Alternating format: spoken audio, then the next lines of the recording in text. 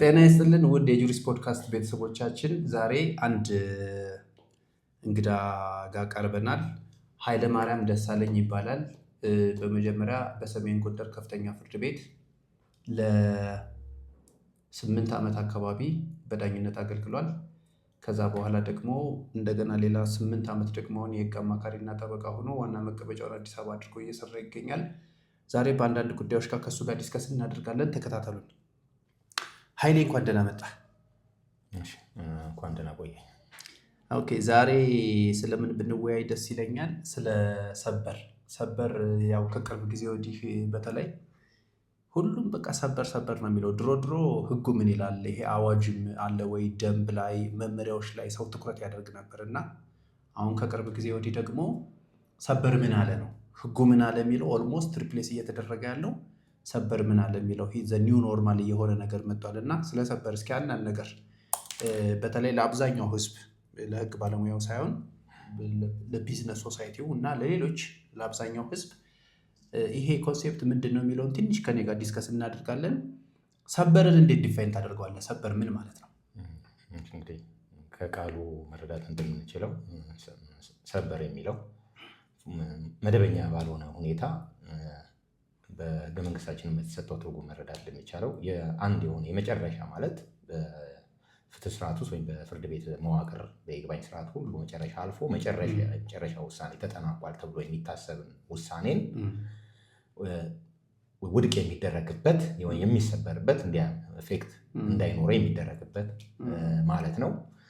በተወሰነ መልኩ ደግሞ ወደኛ ስንወስደው ደግሞ ያም ጥበብ የሚልበት እሱም ማናቸውም ስህተቶች ሲያሆኑ የህግ ስህተት መሆን እንዳለባቸው እና ከዛውም መሰረታዊ የሚለው ከሚያመጣው ጉዳት ወይም ከኢፌክቱ ሊሆን ይችላል።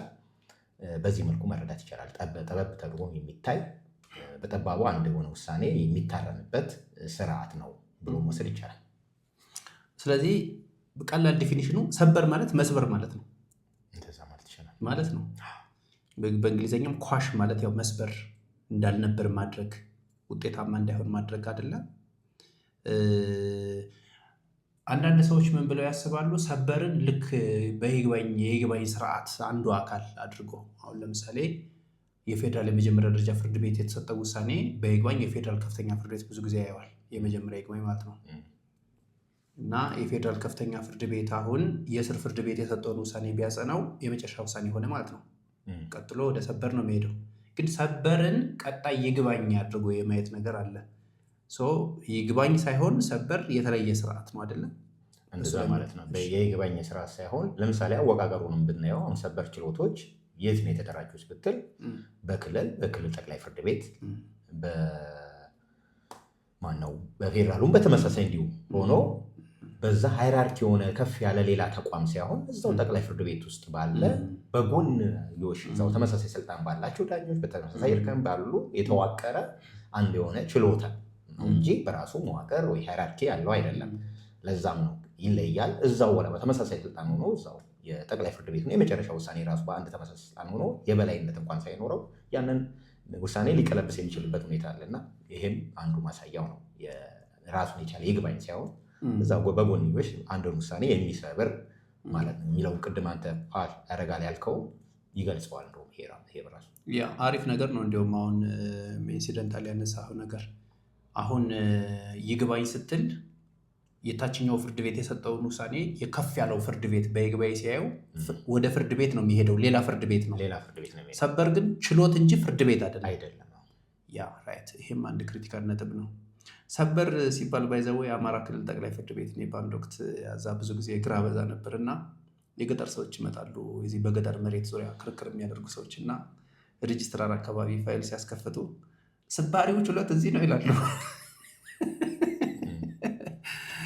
ኦኬ ኦልራይት። እንደውም በደንብ አይገልጸውም ይልካል ብለን በደንብ ይገልጸዋል። ስባሪው ማለት እዛው አንድ ክንፍ የሆነ ነገር እንጂ ራሱን አንድ ሙሉ የሆነ ነገር ሌላ ተቋም ሳይሆን እዛው አንድ ሰበር ብሎ የሚገኛል ችሎት። ኦኬ ብራንች እንደውም ስባሪ ስትለው ቃሉ የተሻለ ይመስለኛል። አክቹዋሊ እነዚህ የገጠር አርሶ አደሮች በጣም ሪሞት ኤሪያ ያሉ ሰዎች ስባሪ ችሎት የሚሉ ሰበር ለማለት እኮ ነው። እነሱ የአንዱ ነገር ክፋዩ ነገር እዛ ጎኑ ያለ ነገር ለማለት ነው።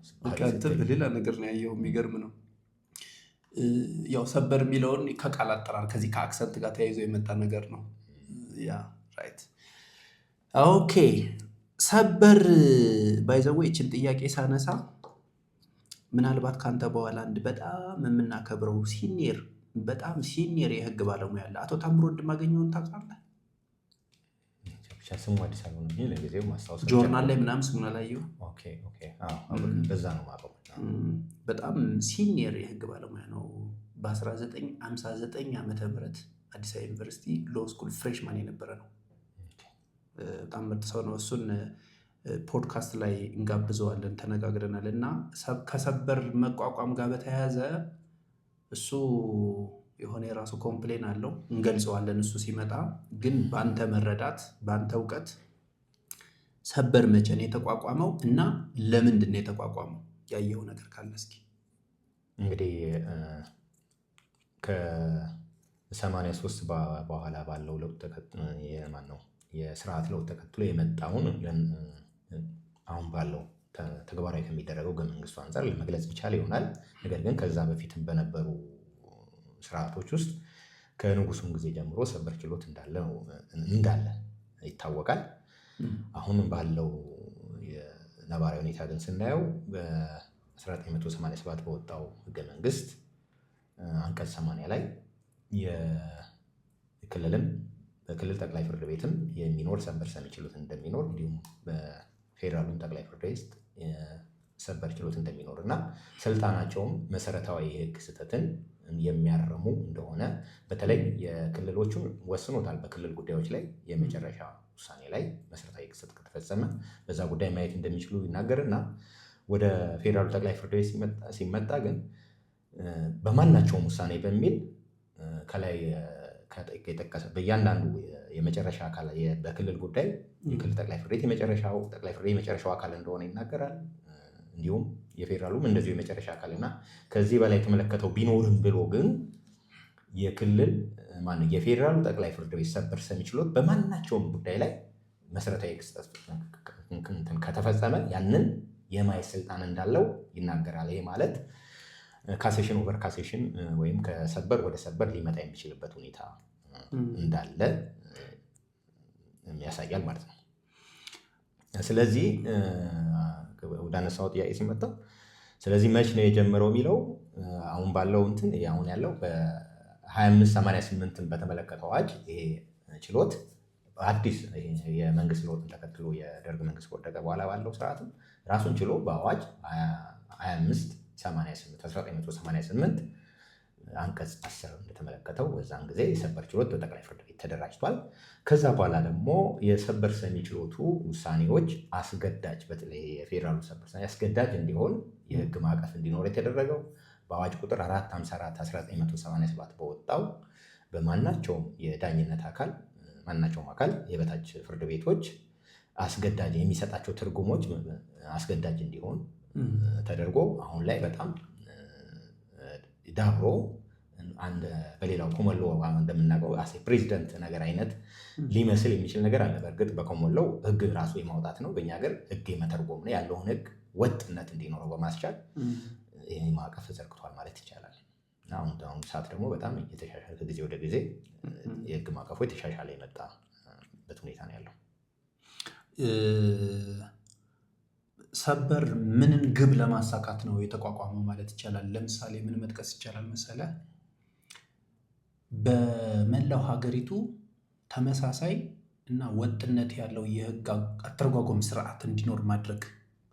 ምክንያቱም አሁን አንተና እኔ ሎየር ነን። በደንብ የምንረዳው ነገር ተመሳሳይን ጉዳይ ለሁለት ችሎቶች ብናቀርብ የተለያየ ውሳኔ የመስጠት እድል አለ አይደል? ያ ግን አሁን በመላው ሀገሪቱ እንግዲህ እኔ አይ ቲንክ ከ1000 በላይ ፍርድ ቤቶች አሉ ይመስለኛል። እነዚህ ፍርድ ቤቶች ናቸው። ችሎቶች ስትል ደግሞ እንደገና ታውዘንድስ ደግሞ ይሆናል። ምናልባት ይሄ ጥናት ይፈልጋል። አይ ዶንት ኖ 3000 4000 ምናምን ችሎት ሊኖር ይችላል። እነዚህ ሁሉ ችሎቶች በተመሳሳይ ጉዳይ ወጥነት ያለው ተመሳሳይ የሆነ የህግ አተረጓጎም ስርዓት እንዲኖር ማስቻል። ለምሳሌ እንዲህ ስናነብ ካገኘናቸው አንዱ ዓላማ ይሄ ነው። ምናልባት ሌላ የምትጨምረው ነገር አለ ወይ?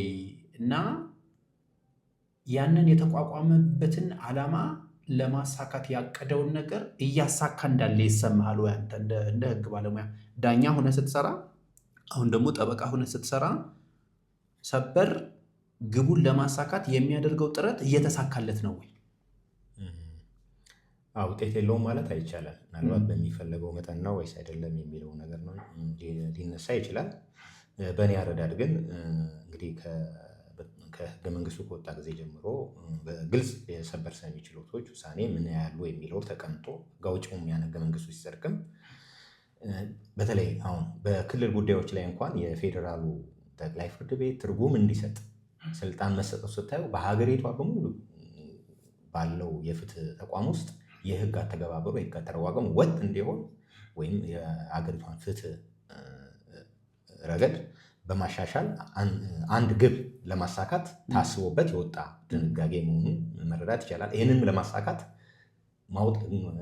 ስልጣኑ መስጠት ብቻ ሳይሆን የሚሰጣቸውን ትርጉሞች አስገዳጅነት እንዲኖራቸው በአዋጅ ቁጥር 454/1997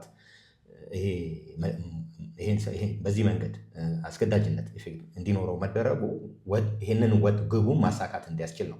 ከዛ በኋላ እንግዲህ ውሳኔዎቹ ደግሞ ተደራሽ እንዲሆኑ ለዳኞች፣ ለታች አካላት እየተረዱት፣ ለጠበቆች፣ ለህግ ባለሙያዎች እያወቁት እያጣቀሱ እንዲከራከሩበት እየተደረገ ብዙ ጉዳዮች ከዚህ በፊት የሚያወዛግቡ የነበሩ በተለያየ አተያይ አረዳድ በህግ ባለሙያ የሚንጸባረቅባቸው ጉዳዮች አሁን ብዙ ጉዳዮች ኮመን ሆነዋል። እንደውም አሁን ድግግሞሹ በስቷል። ማለትም በአንድ ጉዳይ በጣም ብዙ ትርጉሞች አሉ። ለምሳሌ በጣም ኮመን የሆነው በሀገሪቷ ውስጥ ለምሳሌ 1723 ረገድ በተለይ ኢኮኖሚካል ቫሊዩም ትልቅ ስለሆነ የቤት ሽያጭ ጉዳይ ይሄ በአዋዋይ ፊት መሆን አለበት በጽሁፍ መሆን አለበት የሚለውን ጉዳይ በጣም ሀገሪቷ ውስጥ በጣም በተለይ ትልቅ ወጥ የሆነ ነገር አንድ አይነት አሁን የትም ከጫፍ ጫፍ ብትሄድ ይሄን ጉዳይ የሚያወዛግበው አካል የለም። ልክ እንደዚህ አይነት ብዙ አይነት ውሳኔዎች ተወስኗል። አሁን ባለው ምሳሌ ብዙ ውሳኔዎች ተወስኖ ይሆናል። ከዛ ውስጥ ምናልባት 20፣ 30፣ 40 ጉዳዮች አይነቶች ሊሆኑ ይችላሉ። በጣም ወጥ በቃ ፍርድ ቤቶቻችን የሆነ ፍትህ ከመስጠት አንጻር ከማስረጃ ምዘና ማስረጃ እንዴት ይመረመራል የሚለውን የስነስርዓት ህጉ ላይ ብዙ ለምሳሌ ይሄ በክስ መስማት አካባቢ ላይ ብዙ ወጥ ያልሆኑ ትርጉሞች ሰባና ተከታዮቹ አካባቢ ብዙ ዝግብ የነበረባቸው ጉዳዮች በኢንሹራንስ ከፎርም ጋር ተያይዞ በርካታ ኮመን የሆኑ ነገሮች አሉ። አሁን እነዛ ጉዳዮች ተመልሰው በፍትህ ስርዓት ውስጥ እንደ ችግር የሚነሱ አይደለም። በማናቸውም የህግ ባለሙያ ኮመን ሴንስ ተረራርቶበት ወጥ በሆነ አይደለም። እሱ ዛሬ ለምሳሌ ቅድም የጠቀስኩ 1723 ዛሬ አንድ የሆነ የህግ ባለሙያ ያልሆነ እንኳን ህብረተሰቡ ራሱ እየተረዳ ሆኗል። ሲሸጥ በመንደር ማድረግ ምን ያህል ጉዳት እንደሚመጣ ያውቀዋል። በቃ አሁን በዚህ ጉዳይ ሰው አያውቅም የምትለው ነገር የለም እና ወጥ የሆነ ህጉም ደግሞ ህብረተሰቡ ታች ድረስ ሴንስ ኖሮት እንዲተገበር በማድረግ ስራ እየሰራ ነው ማለት ይቻላል። በዛ መጠን ግን እንደው አሁን አድርጓል አላደረገም የሚለው ከዚህ ከህትመት ከተደራሽነት አንጻር በተለይም ደግሞ የማይጣጣሙ ውሳኔዎች ራሱ ሰበር ሰሚ ችሎቱ እየሰጠ ግራ የሚያጋቡ ውሳኔዎች ራሱ ይሄ ሂደቱ ራሱ እየፈጠረ ነው እና ከዛ አንጻር አሳክቷል ወይም በተለይ የተወሰነ ችግሮች እንዳሉበት መረዳት ይቻላል። ስቲል ከእንከን የጸዳ ባይሆንም ግን በርካታ ኢንኮንሲስተንሲ በመቀነስ ብዙ ችግሮችን ቀርፏል። እኔም እስማማለሁ በዛ። ሌላ ለሰበር የሚቀርቡ ጉዳዮች ያው ጠቅላይ ፍርድ ቤትም የፌዴራል ጠቅላይ ፍርድ ቤት እዛ ሰበር ችሎት አካባቢም አንዳንድ ነገሮችን በዚህ ጉዳይ ላይ ለማሳወቅ ብዙ ጥረቶች አይቻለው። ግን አሁንም ትንሽ ብንወያይበት ደስ የሚለኝ ለሰበር የሚቀርቡ ጉዳዮች የትኞቹ ናቸው? አንድ ጉዳይ ለሰበር የሚቀርበው መቼ ነው? እንግዲህ አሁንም ወደ መነሻችን ስንመጣ ኮንቴክስት ልስጥህ። የምናወራው በፌዴራል ኮንቴክስት ነው። አሁን በፌዴራል ጠቅላይ ፍርድ ቤት ሰበር ሰሚ ችሎት የሚቀርቡ ጉዳዮች እንግዲህ ከአዋጅ ቁጥር 25/1988 ጀምሮ ያለው ሁኔታ ስናይ በዛ በአንቀጽ 10 እንደተመለከተው መሰረታዊ የህግ ስህተት ላይ እንደሚችል ያም ደግሞ ያው ጠቅላላ የሆነ ቃል ነው፣ ስፔሲፊክ የሆነ ነገር የለውም። ስለዚህ ምንድን ነው መሰረታዊ የህግ ስህተት የሚለው እንትኑ ምዘናው እንደ ዳኞች ትንሽ መቆጣጠሪያ ወይም ኤሌመንቶች ኦብጀክቲቭ የሆኑ ኤሌመንቶች የሉትም። ያው የህገ መንግስቱ እንደወረደ ነው የጻፈው። በዝርዝር ህግ ይወሰናል ብሎ ህገ መንግስቱ ያስቀምጥና ግን በኋላ ሲወጣም ዝርዝር ነው የምትለው አይደለም። በተሻለ አሁን ባለው አዋጅ ቁጥር 1234 2013 በወጣው ምንድን ነው መሰረታዊ ህግ ስህተት የሚለው አንቀጽ ግን ኃይሌ ቆይ ሶሪ ላቋርጠህ።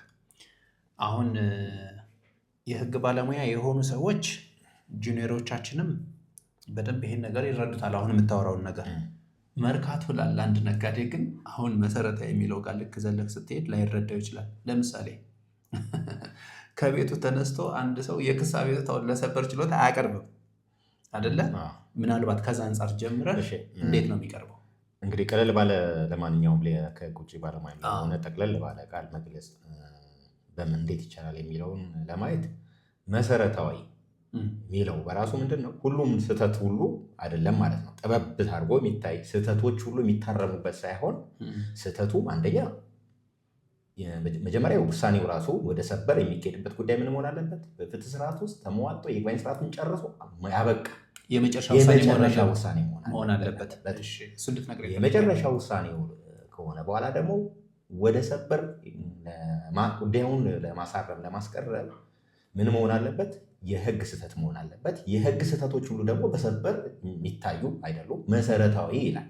ስለዚህ አንድ ጉዳይ መሰረታዊ ሲባል ስህተቱ ጉልህ የሆነ ስህተት ወይም አንድ ፍትህን በማዛባት በውሳኔው በመጨረሻው ውሳኔ አፈጻጸም የሚያመጣው ችግር መሰረታዊ የሆነ ከሰዎች መብት ሊሆን ይችላል፣ ከሰዎች የንብረት መብት አኳያ ሊሆን ይችላል። ስለዚህ ፍትህን በማጓደል ረገድ ያለው ክብደት ተመዝኖ በጠባቡ የሚታይበት ነው ማለት ይቻላል። እና አንዳንድ ጉዳይ ለምሳሌ በኢኮኖሚ ልንለካው እንችላለን። አሁን አንድ ጉዳይ መሰረታዊ የህግ ስህተት ስንል ህጉ የህግ ስህተት ሊኖረው ይችላል። ነገር ግን ይሄ ጉዳይ ስታየው አንገብጋቢ የሆነ መሆን መቻል አለበት። ለምሳሌ በጣም ኢኮኖሚካል ቫልዩ ተራ ለሆነ ለ500 ወይ ለ2000 ለ4000 ብር አይነት ክርክር ጉዳዮች ቢዛባ ባይዛባ የሚያመጣው ተጽዕኖ ይሄን አለ ከኢኮኖሚካል ቫልዩ አንጻር ልታየው ትችላለህ። ስለዚህ እንደዚህ አይነት ጉዳዮች ስህተቱ እንኳን ቢኖር እንኳን ታልፎ መታረም የለበትም ነው። ቅድሚያ አንገብጋቢ ለሆኑ ጉዳዮች ብቻ መታየት አለበት የሚለውን መረዳት ይቻላል። እቺ ነገር በጣም አስቸጋሪ እኮ ናት። አሁን መሰረታዊ ለምሳሌ መሰረታዊ ያልሆነ የህግ ስህተት አይታረምም ማለት ነው አይደለ? አይታረምም። ኮንትራሪው ስናየው ደስ ነው። ግን መሰረታዊ ያልሆነ የህግ ስህተት ስቲል የህግ ስህተት ነው። የህግ ስህተት ሆኖ ግን አይታረምም። ስለዚህ ምንድነው ተጽዕኖ ነው የውሳኔው አፈጻጸም የሚያመጣው የሚያሳድረው። ለምሳሌ ወደ የህገ መንግስት ጉዳይን ስታየው የህገ መንግስት ጥሰት ህገ መንግስት የሚሰጠው ቦታ ከፍ ያለ ነው። የህገ መንግስት ያንዳንዱ ድንጋጌዎች ሊከበሩ ይገባል። ለምን? የሁሉም ነገሮች ምንጭ ከህገ መንግስቱ ነው ተብሎ ይታሰባል። ስለዚህ ለህገ መንግስቱ የሚደረግለት ጥበቃ አንጻር እንደ ተራ ችግር የለውም እኮ እኔ እኮ መሰረታዊ የህግ ስህተት ሆኖ በዛ ላይ ደግሞ በተለይ እንደዚህ በኮንስቲቱሽናል ፕሮቪዥን ሌቭል ያሉ መብቶችን ሚነካ በሚሆንበት ጊዜ እሱ ሊታረም ይገባዋል። ይሄ ከፍ ያለው ነገር ችግር የለም ያስማማኛል። ግን የህግ ስህተት ሆኖ መሰረታዊ የማይባል መለስተኛ የህግ ስህተት በሰበር ችሎት ቀርቦ ሊታረም ብቃቱን አያሟላም። አሁን ቅድም አንድ ምሳሌ ጠቀስክ። ለምሳሌ 2000 3000 ብር አንተ እንዳልከው ገንዘቡ ዝቅተኛ ነው። ምናልባት የሆኑ ሰዎች ምሳ የሚበሉበት ገንዘብ ነው አይደለ? ግን እኮ የሆነ ለ50 ሳንቲም ብሎ እኮ ዓመታት የሚከራከሩ የሆነ የምንሰማቸው እኮ ስቶሪዎች አሉ አይደለ? እዚህ በፍርድ ቤት አካባቢ ላይ ለምን እንደዚህ ከፍ ያለ ሞራል ያላቸው ሰዎች የፍትህ ስሜቱ ረብሿቸው ያንን ጉዳይ በፍርድ አደባባይ ለመረጋገጥ ብለው እኮ ዓመታት የሚከራከሩ እኮ አሉ። ስንት ነገር ኮስት አድርገው ማለት ነው። አክቹዋሊ ይሄ ነገር በ10 በ5 ደቂቃ ምናምን እንደዚህ ተወያይተን ኤግዞስቲቭሊ የምንጨርሰው ነገር ምናምን አይመስለኝም። ስቲል ግን አንተ ባልከው መሰረት ለጠየቁ ጥያቄ መልስ ሰጥተኸኛል። አንደኛ በፍርድ ሂደት የመጨረሻ ውሳኔ መሆን አለበት። ያ የተሰጠ የመጨረሻ ውሳኔ ደግሞ መሰረታዊ የህግ ስህተት ኑሮት ሊታረም የሚገባው መሆን አለበት ሰበር ችሎት ለመቅረብ። አንደኛ ጸንቶ ያ ውሳኔ ጸንቶ እንዲቆይ ቢደረግ ወይም ወደ አፈጻጸም ቢገባ የሚያመጣው ተጽዕኖ መመዘን መቻል አለበት። ምንድን ነው የሚያስከትለው ውጤት አንጻር ሊታይ የሚችል ነው። ስህተቱ ብቻ ሳይሆን ማለት አንድ ነገር መሰረታዊ ነው የሚያሳየው የህግ ስህተቱ ብቻ ሳይሆን ያ ስህተት ከሚያስከትለው ውጤት አንጻር ሊሆን ይችላል። ለምሳሌ በህገ መንግስት የዜጎች እኩልነት አለ። አንቀጽ 25 ላይ የተመለከተው ለምሳሌ በሙግት ስርዓት ውስጥ አንደኛው ወገን እንደምናውቀው ስነ ስርዓት ላይ አንደኛው ክስ ካቀረበ ሌላኛውን ወገን ደግሞ መልስ የማቅረብ ይሄ ደግሞ የመሰማት መብቱ መረጋገጥ አለበት። በአንድ ወገን ብቻ ያኛው የመሰማት መብቱ ሳይጠበቅ ውሳኔ ቢሰጥ ይሄ ምንድን ነው ብንል የህገ መንግስታዊ የሆነ እኩልነት መብቱን ተጥሷል ብለን አርጊው ልናደርግ እንችላለን። ልክ ነው። ኦኬ እዚህ ጋር ግን እንዲያው አይተነው ብንሄድ ደስ የሚለኝ ሰበር ቅድም አንተ ዲፋይን እንዳደረግከው ሰበር ማለት መስበር ማለት ነው፣ ኳሽ ማለት ነው፣ ማድረግ ማለት ነው። በፍርድ ቤት በአንድ ችሎት ታይቶ የተሰጠን የመጨረሻ ውሳኔ ነሊፋይ ማድረግ ነው። ሰበር እንደዚህ ማለት ከሆነ እዚህኛ ሀገር ያለው የሰበር ችሎት መስበር ብቻ መሆን ነበረበት ስራው አይደለ? ለምሳሌ የመጨረሻውን ውሳኔ የሰጠው የፌዴራል ጠቅላይ ፍርድ ቤት ነው እንበል። ከፍተኛ ፍርድ ቤትም ሊሆን ይችላል፣ ግን ጠቅላይ ፍርድ ቤት ነው እንበል። ጠቅላይ ፍርድ ቤት የመጨረሻ ውሳኔ ሲሰጥ መሰረታዊ የህግ ስህተት ፈጽሟል። ስለዚህ ለሰበር ችሎት ሲቀርብለት ሰብሮ ኳሽ አድርጎ መመለስ ነበረበት ለጠቅላይ ፍርድ ቤት ራሱ። ማለት መሰረታዊ ህግ ስህተት አለበት፣ ይሄን ዜሮ አድርጌዋለሁ፣ እንደገና በትክክል ወስን ብሎ ምናልባት ዳይሬክሽን ሰጥቶ እነዚህን ብሎ የሆኑ ጭብጦችን ይዞ በዚህ መሰረት ወስን ብሎ ሪማንድ አድርጎ አሁን እንደዚህ ማድረግ አለበት እያልኩ አይደለም። ግን ሰበር የሚለው ሲመጣም ራሱ ታሪካዊ አመጣጡ ከነ ፈረንሳይ ምናምን ልክ ሲታይ የሰበር ችሎት ዓላማው የነበረው አንድን ውሳኔ መስበር ነው እንጂ ምን የመሰለ ያማረ የፍርድ ውሳኔ መስጠት ማለት አይደለም ሲጀመር። ሰው ይህን እንዲታየዋል። እንግዲህ አንተ እንዳልከው ሊሆን ይችላል። አሁን በእኛ ሀገር ያለው አቀፍ ግን ሰበር ሰሚ ችሎት እንደው ከተግባሩም አሰራሩን ብናይ እንግዲህ የሰበር ሰሚ ችሎትም አንድ በፍርድ ቤት ውስጥ የተዋቀረ እንደሆነ የራሱ ስነስርዓትም የለውም። ስለዚህ እንደ አግባብነቱ በፍትሐብሔር ስነስርዓቱ የሚመራ እንደሆነ ይታወቃል። እንግዲህ ፍትሐብሔር ስነስርዓቱ ደግሞ አንድ ውሳኔ በስልጣነ ስትሽር ስትቀይር በምን አግባብ ትመራዋለህ የሚለውን ወደ ታች የምትመልስበት ስርዓት አለ። እዛው አንተው ላይ ባለው ልትወስን ትችላለህ። በተለይ አሁን ሰበር ደግሞ ስትል አሁን በእኛ ሀገር ህግ ማዕቀፍ ስንመጣ መሰረታዊ የህግ ስህተትን ነው የሚያርመው። ይሄ ማለት በጉዳዩ በመጣው ወደሱ በመጣው ጉዳይ ላይ በማስረጃ ረገድ ማለትም የማስረጃውን ምዘና አግባብነት ሳይሆን ምንም የማስረጃው ምዘና አግባብነት ላይ የተፈጸመ የህግ ስህተት ሳይኖር በጥሬ ማስረጃውን በመዘን ረገድ ምንም አይነት ስልጣን የለውም። አንድ የስር ፍርድ ቤቶች አንድን አከራካሪ ፍሬ ነገር ወይ አለ ወይስ የለም፣ ይሄ ነው ወይስ አይደለም ብለው የደረሱበት መመዘኛ በራሱ እይታ መዝኖ ውሳኔ የሚሰጠው ነገር የለም። ነገር ግን ጉዳዩ ወደሱ ሲመጣ መሰረታዊ የህግ ስህተት ማረም እስከሆነ ድረስ ምናልባትም ይህ ስህተት ለጉዳዩ ከፍሬ ነገሩ ተነስቶ አግባብነት ካለው ህግ ጋር አለማዛመድ፣ የዛ ፋክት ወይም የዛ ፍሬ ነገር ተረጋግጦ ውጤቱ ምንድን ነው በህጉ የሚያመጣው የሚለውን ስህተት ተፈጽሟል ማለት ነው። በዚህን ጊዜ ወደ ታች መመለሱ ጥቅም ስለማይኖረው እዛው የተፋጠነ ፍትህን ከማግኘት አንጻር አጠቃላይ ደግሞ የስነስርዓት ህጉን አንዱ ዓላማ ደግሞ አንድ ጉዳይ ወጪ ቆጣቢ በሆነ ጊዜ በፍጥነት ቀልጣፋ በሆነ ጉዳይ አንድ ጉዳይ እልባት እንዲያገኝ ማስቻል ነው ከዛ ዓላማ አንጻር ስናየው። ስለዚህ አንዳንድ ጉዳዮች የሚመልስበት አግባብ አለ።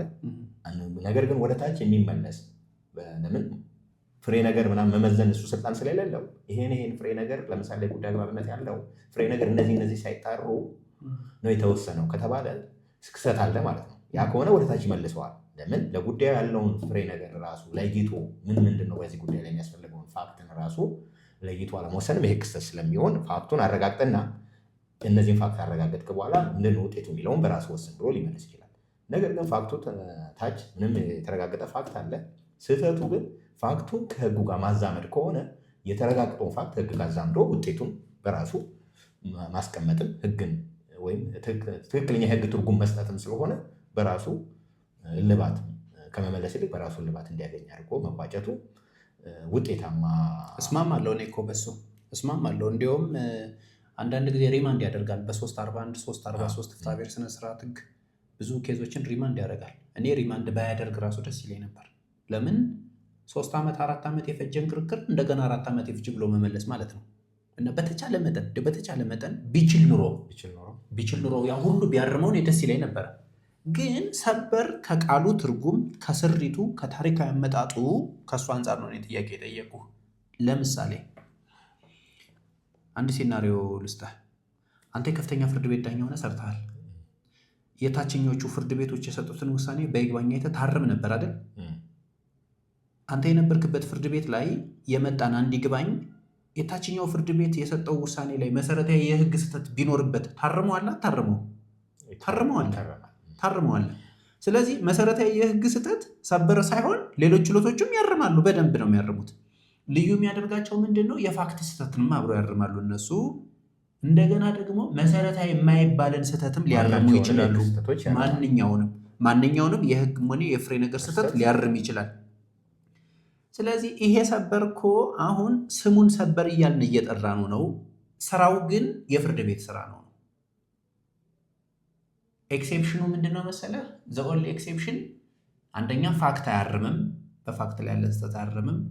ሁለተኛ መሰረታዊ የማይባልን ስህተት አያርምም እንጂ ልክ እንደ ይግባኝ ሰሚ ፍርድ ቤት ያያል። መሰረታዊ ከሆነ ያርመውና አቃንቶ ራሱ ይወስናል እንጂ ልክ እንደ ስያሜው መስበር አይደለም፣ ስራው መስበር አይደለም ማለት እኮ ነው። እንደዛ ደግሞ ከሆነ ምን ልንል ነው? ውጤቱ ለሚታወቅ ውጤት ወደታች መልስ ለምን እንለዋለን? በቃ አንተ ወስን፣ እዚህ ጋር ይሄ ህግ ስህተትን ፈጽመሃል፣ ስለዚህ የታች ፍርድ ቤት የመሰለን ውሳኔ ወስን ብሎ ወደታች ሰብሮ መላክ ቢሆን ውጤቱ ይታወቃል ወረድ። ስለዚህ እነዛን ተከራካሪዎች ከማድከም የፍርድ ቤትንም የመንግስትን ወጪ ምናምን ከማባከን ውጭ ምን የሚያመጣው ነገር አለ ነው። እና እንደውም መስበር የሚለውን ጉዳይ መስበር የሚችለውን ጉዳይ ሰብረዋል ማለት ነው። ያ የህግ ስህተት ተፈጽሟል የሚለውን ያንን ነገር ከሰበረ የዛን ውጤት ደግሞ መወሰን ማለት ስለሌሎቹ እሱ እየወሰነ አይደለም። ታችን ብሄድ ውጤቱ ይታወቃል። ለዚህ ጉዳይ ይሄ ነው አግባብነት ያለው ህግ ነው ከተባለ ፋክቱን ከህግ ጋር ዛንዶ ውጤቱ መግለጽ ራሱ መስበር አይደለም ልንለውስ እንችላለን ወይ?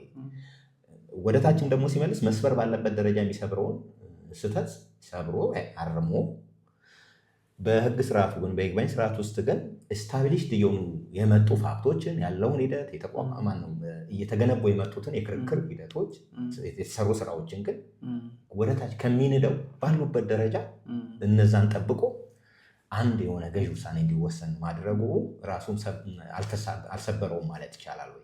ይሰብረው እሱ በሚሰብረው ባለው ስልጣን ድረስ ማረም የሚችለውን ጉዳይ ማረሙ በራሱ መስበር ነው።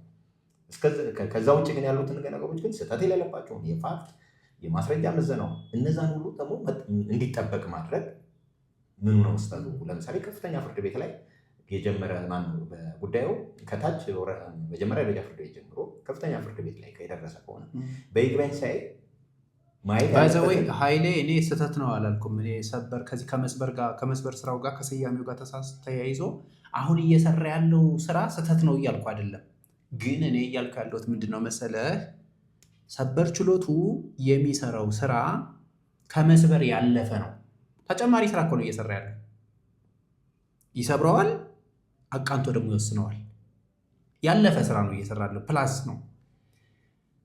ስለዚህ እንደው ሰበር እያልን ስለምንጠራው ነው እንጂ ኢቭን ስራውን የሚገልጸው ከሰበር ያለፈ ሌላ ስያሜ ቢሰጠው ራሱ ነበረ ማለት እኮ ነው። ለምሳሌ ልንገርህ፣ አንተ ቅድም የከፍተኛ ፍርድ ቤት ዳኛ ሆነህ ስትሰራ በነበረበት ጊዜ አንተም ተሰብር ነበር። የስ በፍትሐብሔር ስነ ስርዓት ህግ ቁጥር 348 መሰረት እታችኛው ያለው ፍርድ ቤት የሰጠው ውሳኔ ስህተት ካለበት የፋክትም የህግም የምንም ስህተት ካለበት ሊታረም የሚገባው ከሆነ ያንን ትሽረውና ተሽሯል አይደል የሚለው 348 እኮ መጨረሻ ላይ ተሻሽሏል፣ ጸንቷል፣ ተሽሯል ነው የሚለው አይደለ? ምን ማለት ኳሽ እያደረገው እኮ ነው። የስ ስለዚህ ይሄኛው ችሎትም አሁን ምንድን ነው እያደረገ ያለው? ኤግዛክትሊ አንድ የይግባኝ ሰሚ ፍርድ ቤት የሚሰራውን ስራ ነው እየሰራ ያለው ችሎቱ፣ ሰበር ችሎቱ ማለት ነው። ይሄ ማለት ምን ማለት ነው? ይሄ የፈርስት ኢንስታንስ ጁሪስዲክሽን ያላቸው ፍርድ ቤቶች አሉ አይደለም? ለምሳሌ ፌዴራል ስትመጣ የመጀመሪያ ደረጃ ፍርድ ቤት፣ ክልል ላይ ስትሄድ የወረዳ ፍርድ ቤቶች፣ ከነሱ ውጭ ያሉት ፍርድ ቤቶች የላይኞቹ ፍርድ ቤቶች ናቸው። የላይኞቹ ፍርድ ቤቶች አንዱ የሚሰሩት ስራ በፍትሐብሔር ስነ ስርዓት ህግ ቁጥር 348 መሰረት ኳሽ ማድረግ መስበር ነው። ምክንያቱም እነሱ ሌላ ውሳኔ ሲሰጡ ያኛውን እኮ ሽረውታል እኮ። እኔ አሁን ወረዳ ፍርድ ቤት ተከራክሬ ያሸነፍኩ፣ ከፍተኛ ፍርድ ቤት ደግሞ ሄጄ ተሻረብኝ፣ ማስፈጸም አልችልም የታችኛውን ፍርድ ቤት ውሳኔ። ለምን? ኳሽ ተደርጓል ማለት እኮ ነው። እኔ ምንድነው ለመግለጽ የፈለግኩት ያው መጀመሪያ ሰበር ምንድነው የሚለውንም ስናይ አወቃቀሩ ራሱ ሃይራርኪም ያለው ፍርድ ቤት ራሱን የቻለ ፍርድ ቤት ሲሆን በጎን እንደውም የመጨረሻ ሰበር የሚያሰኘው በቃ በስርዓት እኮ አንድ ጉዳይ በክርክር በይግባኝ ነው የሚታረማል። ይግባኝ ነው የሚታወቀው። ካሴሽን ግን ኢንፎርማል ሆነ ወይ ነው የይግባኝ ስርዓትም አይደለም እያለን ነው። ስለዚህ በጎንዮሽ ያለውን ነገር ማረም ነው። ይሄ ነው ማሰበር ያሰኘው። ነገር ግን ሰብሮ ግን የሚልክበትን አግባብ ግን እንደ ሁኔታው ሊለያይ ይችላል። ያን ማድረጉ ሰበር የሚለውን ነገር አንተ ትርጉሙ ያሳጠዋል። እዛው ማብቃት ነበረበት፣ መወሰን አልነበረበትም እያልክ ነው። እኔ በሚሰራው ስራ እስማማለሁ። በስያሜው ነው ብዙ ማለት ነው። በስያሜው ገባኝ። እኔ ደግሞ ለስያሜ እንትኑ በቂ አይደለም ወይ በጎን የመጨረሻን ፍርድ ራሱ ያለውን በይግባኝ ስርዓት የተጠናቀቀን የመጨረሻ ነው የሚለው። መጨረሻ የተባለውን ጉዳይ ደግሞ መጨረሻ ተጠናቋል እያለን እኮ ነው። መጨረሻ ነው እንላለን። መጨረሻ የሆነ ነገር ደግሞ ስልጣን ለሆነ አካል ሰጠው ማለት ነው። ይሄ ነው መስበር የሚሆነው። የመጨረሻነቱን ራሱ መስበር ነው መስበር ማለት ነው። የመጨረሻ የሆነውን ነገር መጨረሻ ያለውን ነገር መጨረሻነቱን ያሳጠዋል። እንደዛ ቢሆን ነው ሰበር ነው የመጨረሻ መባል የነበረበት። ግን ሰበሩ የመጨረሻ አይደለም። የመጨረሻው የይግባኝ ስርዓቱ ነው። ስለዚህ ያ የመጨረሻ ብለን የተስማማነበትን ነገር የመጨረሻ እንዳይሆን ማድረግ ማለት ነው። ይሄ በራሱ ለስያሜው ምን ያንሰዋል? እንደዛ ኦኬ ኤኒዌይስ እስኪ ምናልባት እንደነ አቶ አልማውና አይነት ደግሞ አንድ ቀን ፖድካስት ላይ እንጋብዛቸውና እስኪ እንዲህ አይነት ጠጠር ያሉ ጥያቄዎችን ለማንሳት እንሞክራለን። ሌላው አንተ አሁን ትንሽ ነካ አድርገኸዋል። በጣም ብዙ ሰው ከዚህ ከህግ ሙያ ውጭ ያለው ሰው ሰበርን እንደ ፍርድ ቤት አድርጎ የማየት ነገር አለ። እስኪ አንተ ሂድበት። ሰበር ፍርድ ቤት አይደለም ወይስ ነው? ሰበር ፍርድ ቤት አይደለም። ከመጀመሪያው ከትርጉሙ ካወቃቀሩ አንስተነዋል።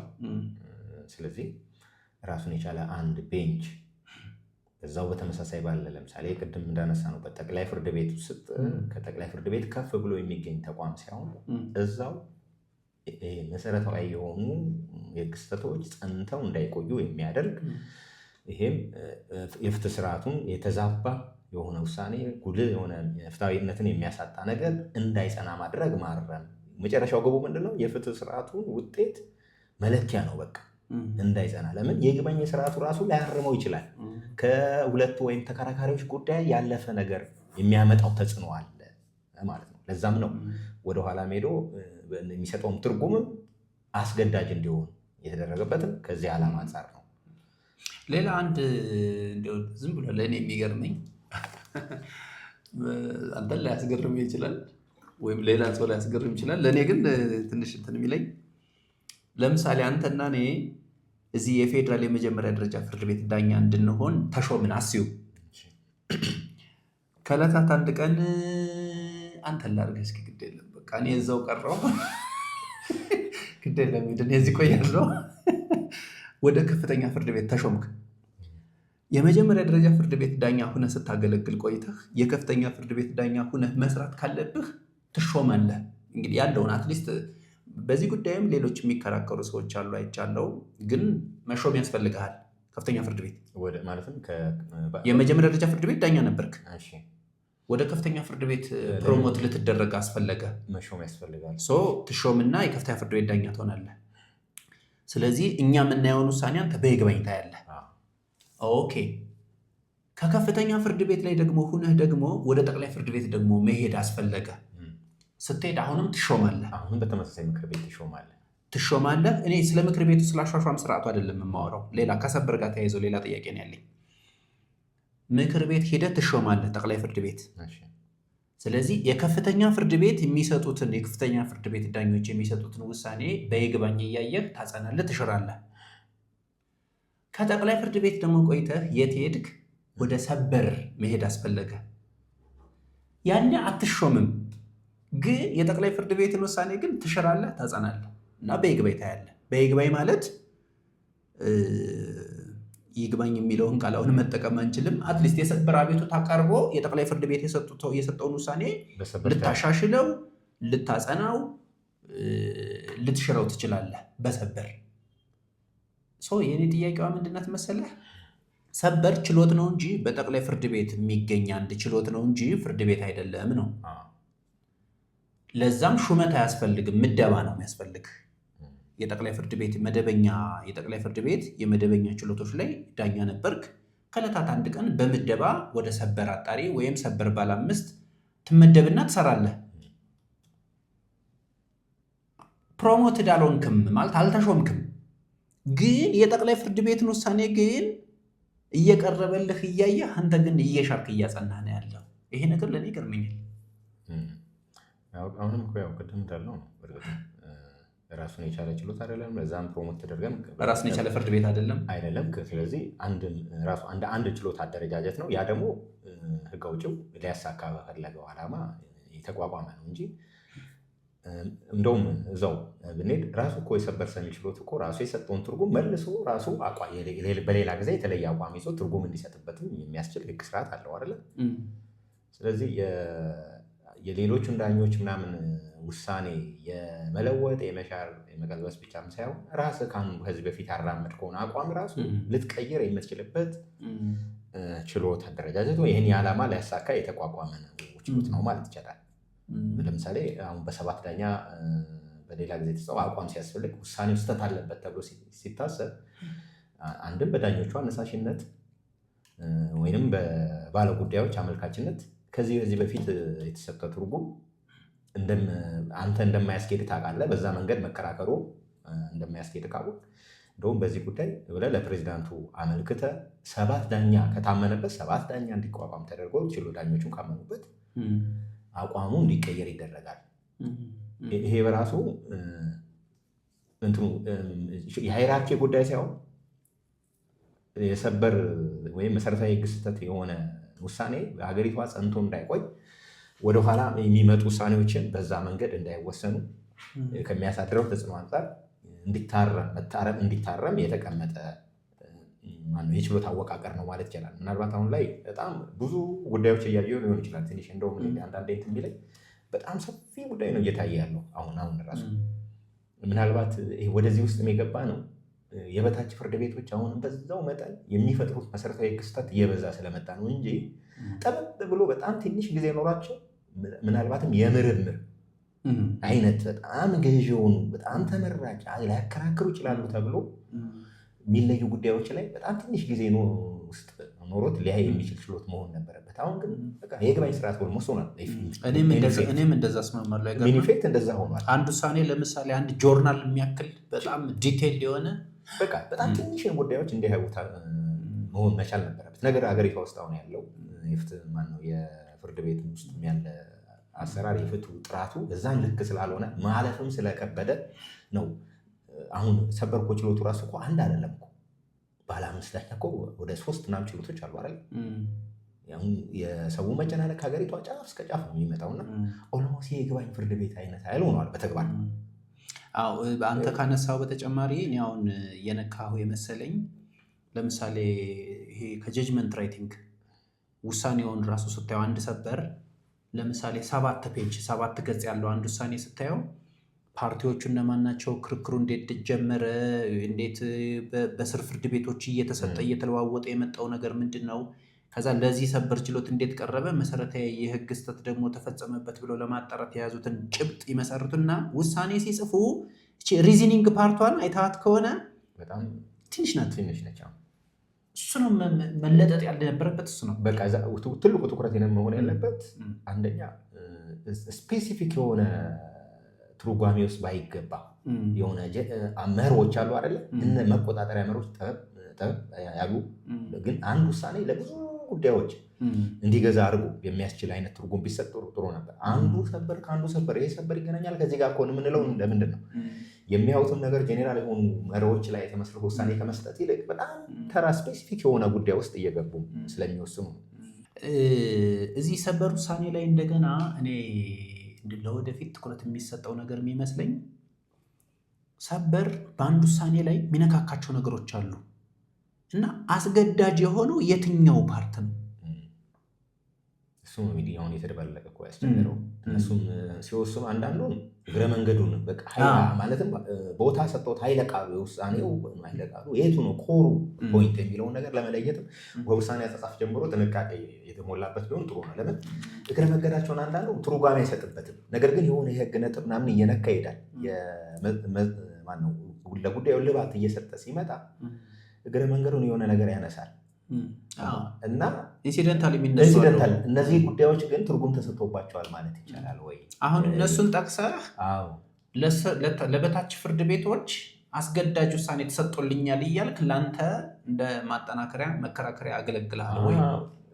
እንደዛ መሆን የለበትም። ምናልባት አቶ አሊ አህመድ ይመስለኛል የሆነ አንድ ጽሁፍ ነበራቸው እዛው ጠቅላይ ፍርድ ቤት እያሉ የተጻፈው ጠቅላይ ፍርድ ቤት ነው ይመስለኛል። አንድ የሆነ ህትመት ነበረ እና እንደዚህ እግረ መንገዱን የሚሄድባቸው ነገሮች ሁሉ ገዥ መሆን የለባቸውም። ነገር ግን ኮር የሆነው በቃ አከራካሪ ሆነው ቦታ ሰጥቶ የተረጎመው ነው። ያን ሲሰጥ ግን እግረ መንገዱን የሆነ አሁን ቅድም ያልከው ነገር ዝርዝር ነገር መጻፍ የለበትም። እዚህ ላይ ጥንቃቄ ስለሌለ አንዳንድ እግረ መንገዱን ይሄዳሉ። በዛ ጉዳይ ግን ተከራካሪዎቹ በዛች ነጥብ ላይ ጭብጥ ሆኖ ምናምን ተነስቶ መልስ ተሰጣተውበት በጣም ችሎቱም ትኩረት ሰጥቶበት የተወያየበት ነጥብ አይደለም የህግ ነጥብ። እንደዚህ አይነት ጉዳዮች ግን አስገዳጅ መሆን የለባቸውም። ባይ ዘ ዌይ ስለ ሰበር ያው በጣም ብዙ ሰዎች ጽሁፍ ይጽፋሉ በሶሻል ሚዲያ ሜንስትሪም ላይም ቀርበው ያው አንዳንድ የትንታኔ ገለጻ፣ ማብራሪያ፣ ክርክር ይደረግባቸዋል። እኛም እንደ ባለሙያ እዛው ውስጥ ስለሆነ ባለሙያ ስለሆነ እዚሁ ሌጋል ሲስተም ውስጥ የምንችለውን መዋጮ እያደረግን ስለሆነ የምንችለውን ነገር ማለት ስላለብን ነው እንጂ ከሰበር ጋር በተያያዘ ያለኝ አመለካከት ለእኔ በጣም አዎንታዊ የሆነው አመለካከት ይበልጣል። ለምን እኔ አንድ ነገር ብቻ መግለጽ እችላለሁ። በዚህ ሰዓት ኢትዮጵያ ውስጥ አንድ ጁኒየር የሆነ ሎየር ገና እየጀመረ ያለ ሰው ሰበር ባይኖር ብለህ አስበውና በሆነ ጉዳይ ላይ ሪሰርች አድርጎ አንድን የሆነ ነገር ለማወቅ ማስተር ለማድረግ ሰበር ሲኖር የተሻለ ነገር ያቀልለታል። በፈለግከው አይነት ኮንትራት ላይ ሊሆን ይችላል፣ ወንጀል ላይ ሊሆን ይችላል፣ ውርስ ላይ ሊሆን ይችላል። አሁን ውርስ ላይ እዚህ እናንድሽ አካባቢ ላይ አሁን የተሰጠው ውሳኔ አንድ ማዕት እኮ ነው አይደለም? በጣም ብዙ ናቸው። የሚያወዛግቡ ወጥነት የሌላቸው አሉ። ሰዎች በእነሱ ጉዳይ ላይ አንድ ሰው ሪሰርች ሲያደርግ እንደ ትልቅ ኢንፑት ሰበር ውሳኔዎችን መጠቀም ይችላል። የሰበር ውሳኔዎች ኖርማሊ የበታች ፍርድ ቤቶች የሚሰጡትን መሰረታዊ የህግ ስህተት ማረም ምናምን እሱ እንዳለ ሆኖ ግን ለሪሰርቸሮች ራሱ ያለው ጥቅም ከፍተኛ ነው እና ከዛ አንጻር እኔ አዎንታዊ የሆነ አመለካከት ነው ያለኝ። የለውም ማለት አይቻልም። ምናልባት እንደ አንድ ችግር ማነሳው አሁን ቅድም ካነሳሁት ሰበር ሁሉ ጉዳይ በሰበር እንዲፈታ መጠበቅ የለም። ጠበብ ባለ ጉዳይ ላይ ቢሆንና ትልልቅ በመርሆች ላይ የተመሰረተ እንጂ ያንዳንዱ ይህ ፕሮቪዥን ትርጉም ከመስጠት ይልቅ መርሆች ላይ ምናምን ባተኮረ እና በጣም ግዝፈት ባላቸው ጉዳዮች ላይ የሆነ ቢሆን ጥሩ ነበር። አሁን ግን በጣም ከመብዛቱም የተነሳ አሁን ምናልባት ህግ ባለሙያ ላይ አንዳንዴ በግል እናወራለን እና አሁን ላይ ማን ነው ዲግ አድርጎ በራሱ ህግ ምርምር አድርጎ ይሄ ነው ብሎ ተነስቶ እንትን ሁሉ ጉዳይ ቀለለና ሰበር እያለ ሰበርን ወደ ማምለክ ተኪዶ እነዚህ አሁንም ሰበርን እንግዲህ የቆፍረውም ብለው ህጉ ትርጉም ይሄ ነው ብለው እየወሰኑ ያሉ አልባረ ግን በሙያ ውስጥ አሁን እየገባ ያለው ጀነሬሽን እየመጣ ያለው ግን በጣም እያሰነፈም እንዳለ ነው የምንረዳው። እና የሆነ ጊዜ አንተ በራስህ የምታይበትን እይታ እንዳይኖረ በቃ አሁን ቀላሉ ነገር እንደ ስፑን ፊዲንግ ያቺ ሰበር እንዲህ ብላለች ብሎ አንደኛ ለሰበሩ መሰረት የሆነው አንድ ህግ ባለሙያ ሊትራል የሆነ ነገር ከመረዳት ይሄ እንዲህ ነው እንደዚህ ከሆነ እንደዚህ ነው ከማለት ይልቅ እንትኖች የእያንዳንዱ ህግ ሲወጣ ከጀርባው የህግ መርሆች አሉ። እነዛን የማወቅ ዕድል አሁን አጥቧል። ጀስቲፊኬሽን ራሽናል እንደዚህ በጊዜ ሂደት ራስን የምታጎለበትበት መንገድ አለ። ይህንን ኤክሰርሳይዝ የማድረግ ዕድላችንን በጣም እያጠበበው ነው። በእርግጥ ይሄ የራሱ የሰበሩ ችግር ብቻም ሳይሆን እንደ ምናልባት አሁን ሰውን ከመስነፍም ሊሆን ይችላል እና አንዳንዴ የሚያበሳጨኝ ነገር አለ። አሁን እኔ በእርግጥ ዳኛ ነው እያለው አብዛኛው ጉዳይ ሰበር የሚል ሲጠቀስብኝ በጣም ሲበዛ ለሁሉ ጉዳይ አሁን ሊትራል ለምናውቃቸው ነበር ለአንዳንድ በጣም ለሆኑ ጉዳዮች ቢጠቅስ ጥሩ፣ ግን ምንም የማያከራክሩ ሰበር እንዳለ ትርጉም የሰጣቸባቸው ጉዳዮች ሁሉ መጠቀስ አለባቸው ብያለ ሊትራል በቃ የምንግባባበት እና ጉዳይ አለ። ለትንሹም ለትልቁም ግን ከምንጠቅስ ብንቶ የተሻለ ነው እና በራሳ ለምን ነገ እኮ ሰበሩ የሚዳብረው የሰበር ስርዓቱም ራሱ የሚዳብረው ከታች ያለው ባለሙያ ሰበር ከማምለክም መውጣት መቻል አለበት። በራሱም ራሽናሊቲ ሀሳቦችን ማቅረብ አለበት። የማይገናኙ ውሳኔዎችን ይጠቀሳሉ። አሁን እንኳን ሰበር የተለያየ ትርጉም እየሰጠባቸው እንትን ይላል ያርማል እና ሲያርምም አንዳንድ ውሳኔዎች አይቃረኑም፣ የሚቃረኑም አይደለም ያለ የሚጠብቅበት ሁኔታ አለ። አንዳንድ ውሳኔዎችን በሰባት ሲለውጥ አንዳንድ ውሳኔዎችን በሙሉ ለሙሉ እንትን አይላቸው። በተወሰነ መልኩ እነዛ ውሳኔዎች በተወሰነ መልኩ እያአረሟቸው ነው የሚተዋቸው እና ማነው በራሱ ሰበሩ ጥሩ ነገር እንዳመጣ ሁሉ ህግን ኤክሰርሳይዝ በማድረግ የተሻለ ራስን አስተዋጽኦ በፊት ስርዓት ውስጥ በማድረግ ቀጣዩ ሌላ ሰው ረገድ የማስነፍ ነገርም አለው። ዩ አር ሪዲንግ ማይ ማይንድ። እኔም የማስበው የተወሰነ ነገር ስላለ ነው። አንድ ግን እስኪ ሲል የሆነ ጥያቄ ልጠይቅ። አንተ አንድ ኬዝ መጣልህና የደንበኛህን ኬዝ መከራከር ጀምረሃል እና አንድን ጉዳይ በሚመለከት ድንጋጌው የይርጋው ጊዜ 2 ዓመት ነው ይላል። አስዩ ሰበር ያንን ድንጋጌ ጠቅሶ ይርጋው 4 ዓመት ነው ብሏል። አንተ ፍርድ ቤት ስትሄድ የትኛውን አንስተህ ነው የምትከራከረው? እንዲህ በሆነ ጊዜ ማለትም አሁን 2 በግልጽ 2 ሆኖ ሳለ 4 ያለበት የልዩ ሁኔታዎች አሉት ማለት ነው። ይህም ግልጽ የሆነውን ነገር የፈጠጠውን ነገር 4 ዓመት ሊሉ ያፈጠጠ ሆነ። እንደዛ ከሆነ አሳምሽን እንውሰድ። እንደዛ ከሆነ እንግዲህ አንተ ሊጠቅምህ ከሆነ እንደ አንድ ተከራካሪ በውስጤ ስህተት መሆኑን ብረዳ ያንን ልጠቅስ እችላለሁ። ያንን ነው 4 ዓመት ነውና ብዬ ለራሴ ሰበሩን ጠቅሳለሁ። አንራሽናል ሆኜ ያንን ልጠቅስ እችላለሁ። ክርክር ነውና ነው። ለምን እስካልተለወጠ ድረስ የሚገዛው እሱ ነው። ነገር ግን እኔ በተቃራኒ ሆኜ ብመጣ አርጊው ከማድረግ አልቆምም።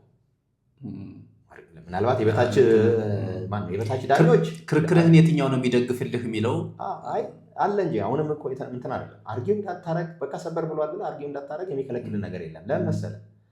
ይሄ እኮ ሰበር ራሱ ተርጉሙን አቋሙን ይቀይራል ማለት ነው። የሚያሳምን ነገር ካለ እኮ በየፍርድ ቤቱ ያለውን ክርክርን አድማሱን ተገቢ ያለመሆኑን እያነሳ ትከራከርና ሰበር ይደርሳል። ያ ጉዳይ መጨረሻ ራሱ ሰበር ጋር ሲደርስ ያኔ ምን አደርጋለሁ ማለት ነው። በ7 ዳኛ የትርጉም ለውጥ ይደረግልኝ ብዬ ለፕሬዚዳንቱ አቅርቤ 7 ዳኛ ተሰይሞ በዚህ ጉዳይ ላይ ትርጉም እንዲሰጥበት ማደርግበት ስርዓት ስላለ ተስፋ ቆርጬ አያዋጣም ብዬ የምቆምበት ጉዳይ ሆነ። ለምሳሌ እኔ አንድ ጉዳይ ላንሳልህ። አሁን እንደው ከውርስ ጋር በተያያዘ እስካሁን ምናልባት ጉዳዩ ካልተነሳና አሁንም በ7 ዳኛ እንዲለወጥ ማድረግ ብትችለው ጉዳዩ ኖሮክ ኢንፌቨር ኦፍ ሰበር እየተወሰነ ሄዶ እዛ መጨረሻው ላይ ሲደርስ ልትቀይረው የምትችለው ነገር ይኖራል። አሁን የይርጋ አንድ ልጅ አካለ መጠን ካደረሰ በኋላ 15 ዓመት እንዲቆጠር የሚያደርግ አንድ የሆነ ሰበር ውሳኔ አለ። 15 ዓመት የሚል እርጋ ግን የለም። አንድ ሺህ አካባቢ ያለው 18 ዓመት ከሞላው በኋላ ነው የሚቆጠረው የሚለውን ነው ይልና 18 ዓመት ከሞላ በኋላ እኮ መቆጠር ካለበት 3 ዓመቱን ገብቷል። አንድ ሰው በአገባው አልጠየቀ የሚባለው አቴን ወይም ካፕማን ነው ችሎታ፣ የህግ ችሎታ ማለት ለሌላው ሰው ግልጽ እንዲሆን ምናልባት የህግ ባለሙያ ብቻ ለአቅመ አዳም የህግ ባለሙያ ብቻ ስላልሆነ ይሄን ጉዳይ እኛን አሁን ሊከታተል የሚችል ሰው 18 ዓመት የሞላው ማለት ምን ማለት ነው? አንድ ሰው በራሱ መክሰስ፣ በራሱ ውል ማድረግ ሌጋል አክትን በህግ ፊት ውጤት ያላቸው ድርጊቶች መፈጸም ማለት ትራንዛክሽን። ስለዚህ ከዛን ጊዜ ጀምሮ መጠየቅ አለበት ከተባለ መቆጠሪያው ጊዜው ከመቼ ጀምሮ ነው? ያ ሊያስማማን ይችላል። ግን ያ ከሞላ በኋላ 15 ዓመት አይደለም እንደ አዲስ መቆጠር ያለበት 3 ዓመት ነው መቆጠር ያለበት። ይሄ ጉዳይ ማለት ነው በዜጎች መካከል በጣም ልዩነት ይፈጥራል። አንዳንዱ ለምሳሌ ይሄ 18 ዓመት የሞላቸው ሰዎች ሟች ሲሞት ወይም ያን ጊዜ ወዲያው 3 ዓመት ያደርጋል። በጊዜው ግን 15 ዓመት የሞላው ሰው ግን ምን ሊያደርግ ነው? ከዛ በኋላ 15 ዓመት አለው ማለት ምን ማለት ነው? 30 ዓመቱ ድረስ ይጠይቃል። ያኛው ግን 18 ዓመት የሞላው ግን እስከ 21 ዓመቱ ድረስ ብቻ ነው መጠየቅ የሚችለው። ስለዚህ የተለያየ ለዜጎች እኩልነት የሚያሳጣ የተለያየ የህግ አተገባበር ወይም የተለያየ ውጤት ያለው የህግ ትርጉም የተሰጠውና እንደዚህ ልታረምበት ያለ እድል ስላለ ተስፋ ቆርጦ መቆም አያስፈልግም። ክርክሩን ይዘህ አንዱ የአንተ ሚና ሊሆን የሚችል የመጨረሻው ለምሳሌ አሁን ምን ይላል? በሰባት ዳኞች አንድ አቋም ሲቀየር ኬዝ ራሱ መኖር አለበት። ከመሬት ተነስተው ኬዝ ካልያዙ ሊቀይሩ አይችሉም። አቋም ራሱ ኬዙ መድረስ አለበት እነሱ ጋር። ስለዚህ በዚህ መንገድ አስተዋጽኦ ማድረግ አለብን። በፕሬዚዳንቱ ማነው በዳኞቹ አነሳሽነት ወይም በአባለ ጉዳይ አነሳሽነት ማለት እኮ ጉዳዩ ሰበር ላይ ማድረስ አለብን። እንደዚህ አይነት እንደ ችግር ይዛ ውስጥ ይሄድ ነው። ሌላ ብናይ ደስ የሚለኝ ነገር ይሄ ሎ ሶሳይቲው የህግ ባለሙያም ሆነ መላው ህዝብ የሰበር ውሳኔዎችን እንዴት ማግኘት ይችላል? ለምሳሌ ከእንትን ጋር አነጻጽረህ ልትነግረኝ ትችላለህ። ከነጋሪት ጋዜጣ ጋር አነጻጽረህ ልታይ ትችላለህ። ነጋሪት ጋዜጣ ላይ ለምሳሌ አንድ አዋጅ፣ ደንብ፣ መመሪያ ኖርማሊ በሚወጣበት ጊዜ ተፈጻሚ የሚሆነው ከዚህ ጊዜ ጀምሮ ነው ይላል። አብዛኛው የተለመደው ከታተመበት በነጋሪት ጋዜጣ ታትሞ ከወጣበት ቀን ጀምሮ ተፈጻሚ ይሆናል ነው። አቬል ታደርገዋለህ ለህዝቡ። ስለዚህ ህግን አለማወቅ ከተጠያቂነት አያድንም። የስ ኦልሬዲ ሪሊዝ አድርጎልሃል። አክቹዋሊ በብርሃንና ሰላም ማተሚያ ድርጅት 4000 ኮፒ አተመህ ለ130 ሚሊዮን አስገዳጅ ነው። እሱም ትንሽ ሬዲኩለስ የሆነ ነገር አለው። ኦልራይት ወደዛም እሺ አንግባ። ግን አትሊስት በነጋሪት ጋዜጣ ታትሞ ይወጣል። ለማንም አስገዳጅ ነው ያ ህግ። የሰበር ውሳኔዎች አሁን ላይ ሌጅስሌሽኖችን በልጧቸዋል። ለምሳሌ ከ1987 አንስቶ እስከ 2018 ድረስ በፌዴራል የህዝብ ተወካዮች ምክር ቤት የወጡ አዋጆች ብቻቸውን 1400 ገደማ ናቸው። 1400 ሰበር ግን ዛሬ ላይ ወደ 50 ሺህ አካባቢ ደረሰ የሚል ወሬ አለ። 40 ሺህ 30 ሺህ ሚል አለ። እዛ አካባቢ ሊሆን እንደሚችል እኛም እንገምታለን። ሌጋል ቴክ ላይ ብቻ እንኳን ዛሬ ላይ 20 ሺህ አልፏል። ብዙ ነው። ይህን ውሳኔ ህዝቡ እንዴት ነው አክሰሰብል ሆኖለት ሊያገኝ የሚችለው? ከዚህ አንጻር የምትለው ነገር ካለ እስኪ። አሁን እንግዲህ እንዳልከው ከ87 ዓመተ ምህረት ጀምሮ ወይም ሰበር በህገ መንግስቱ ሲዋቀር ወይም የሰበር የማየት ስልጣን ከተሰጠበት ጊዜ ጀምሮ በግልጽ ያን ተከትሎ በዝርዝር ህግ በሚለው በአዋጅ የወጣው በ88/25 1988 በ88 ዓመተ ምህረት ነው ስራውን የጀመረው ማለት ይቻላል። ነገር ግን ከ88 እስከ 97 ድረስ ያሉ ውሳኔዎች አሁንም ቢሆን አስገዳጅ አይደሉም። ማለትም ኢፌክት ያላቸው 454 1997 አዋጅ ከወጣ በኋላ የተሰጡ ውሳኔዎች ነው። ከዛ በኋላ ነው ሌጋል ኢፌክት ወይም ትርጉሙ በሌላ አካላት አስገዳጅ እንዲሆን የተደረገው እና ከዛ በኋላ ያሉ ውሳኔዎችን እንዳልከው አሁን ባልከው ቁጥር ደረጃ ደርሰው ይሆናል። አሁን በቅጽ ደረጃ ብናያቸው የታተሙት ወደ 28 ቅጾች ናቸው። በእነዚህ ቅጾች ደግሞ ከአንተው ባለኝ መረጃ 1400 አካባቢ ነው። 2500 ነው የተወሰኑት የተገለጹት ወይም ይፋ የተደረጉት በህትመት ደረጃ ነው የምትለኝ። በእናንተ አፕ ወይም ሌጋል ቴክ ወደ 20 ሺህ ደርሷል ነው የምትለኝ። ተግባር 50 ሺህ 40 ሺህ ነው ግን ያለውን ጋፑ በጣም ሰፊ ነው እና ስለዚህ በተለይ በህትመት የወጣውን ስታየው እንደው 1/10ኛውን እኮ ራሱ ገና ነው ማለት ይቻላል። ለምን ቢያንስ እኮ ወደ 5000 መጠጋት አለበት እኮ 1/10ኛውን እኮ እንትን ለማለት በዛን ደረጃ አልደረሰም። ስለዚህ ኦልሞስት 5% የለም 5% ናቸው የታተሙት ማለት ይቻላል። የለም 95%ቱ ተደራሽ አይደሉም። የሰበሩንም ትርጉም ዓላማ የሚሳካው ምንድን ነው? በህትመት ሆኖ ሰዎች እንዲያውቁ ሲደረግ ነው። የበታች ፍርድ ቤቶችም በነገራችን ላይ የታተሙ የሰበር ውሳኔዎች ከአጠቃላይ የሰበር ውሳኔው አንጻር ሲታይ 5% ማለት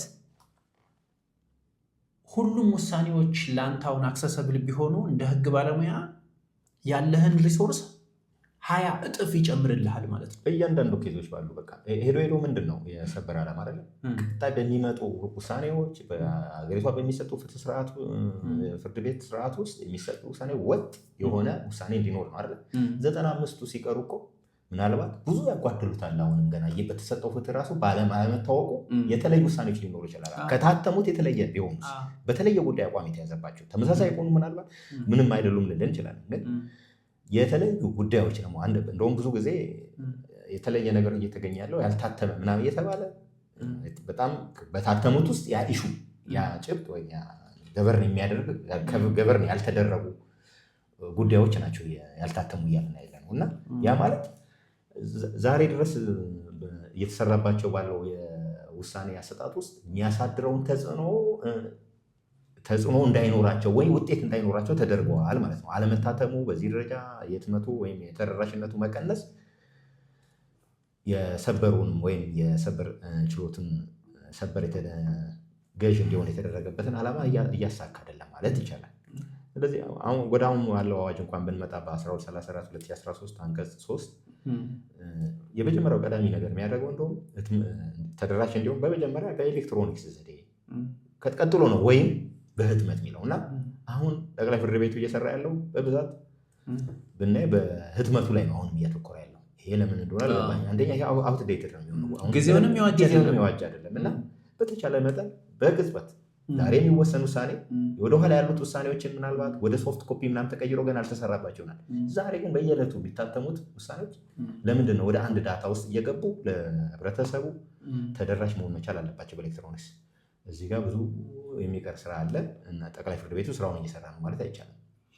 በአንድ የሚገርምህ የሆነ ሂሳብ መስራት አማረኝ። የምሰራው ሂሳብ ምንድን ነው መሰለህ? አሁን አንተ የከፍተኛ ፍርድ ቤት ዳኛ ሆነ ሰርተሃል፣ ጠበቃ ሆነም ሰርተሃል ለ16 ዓመት በላይ ገደማ።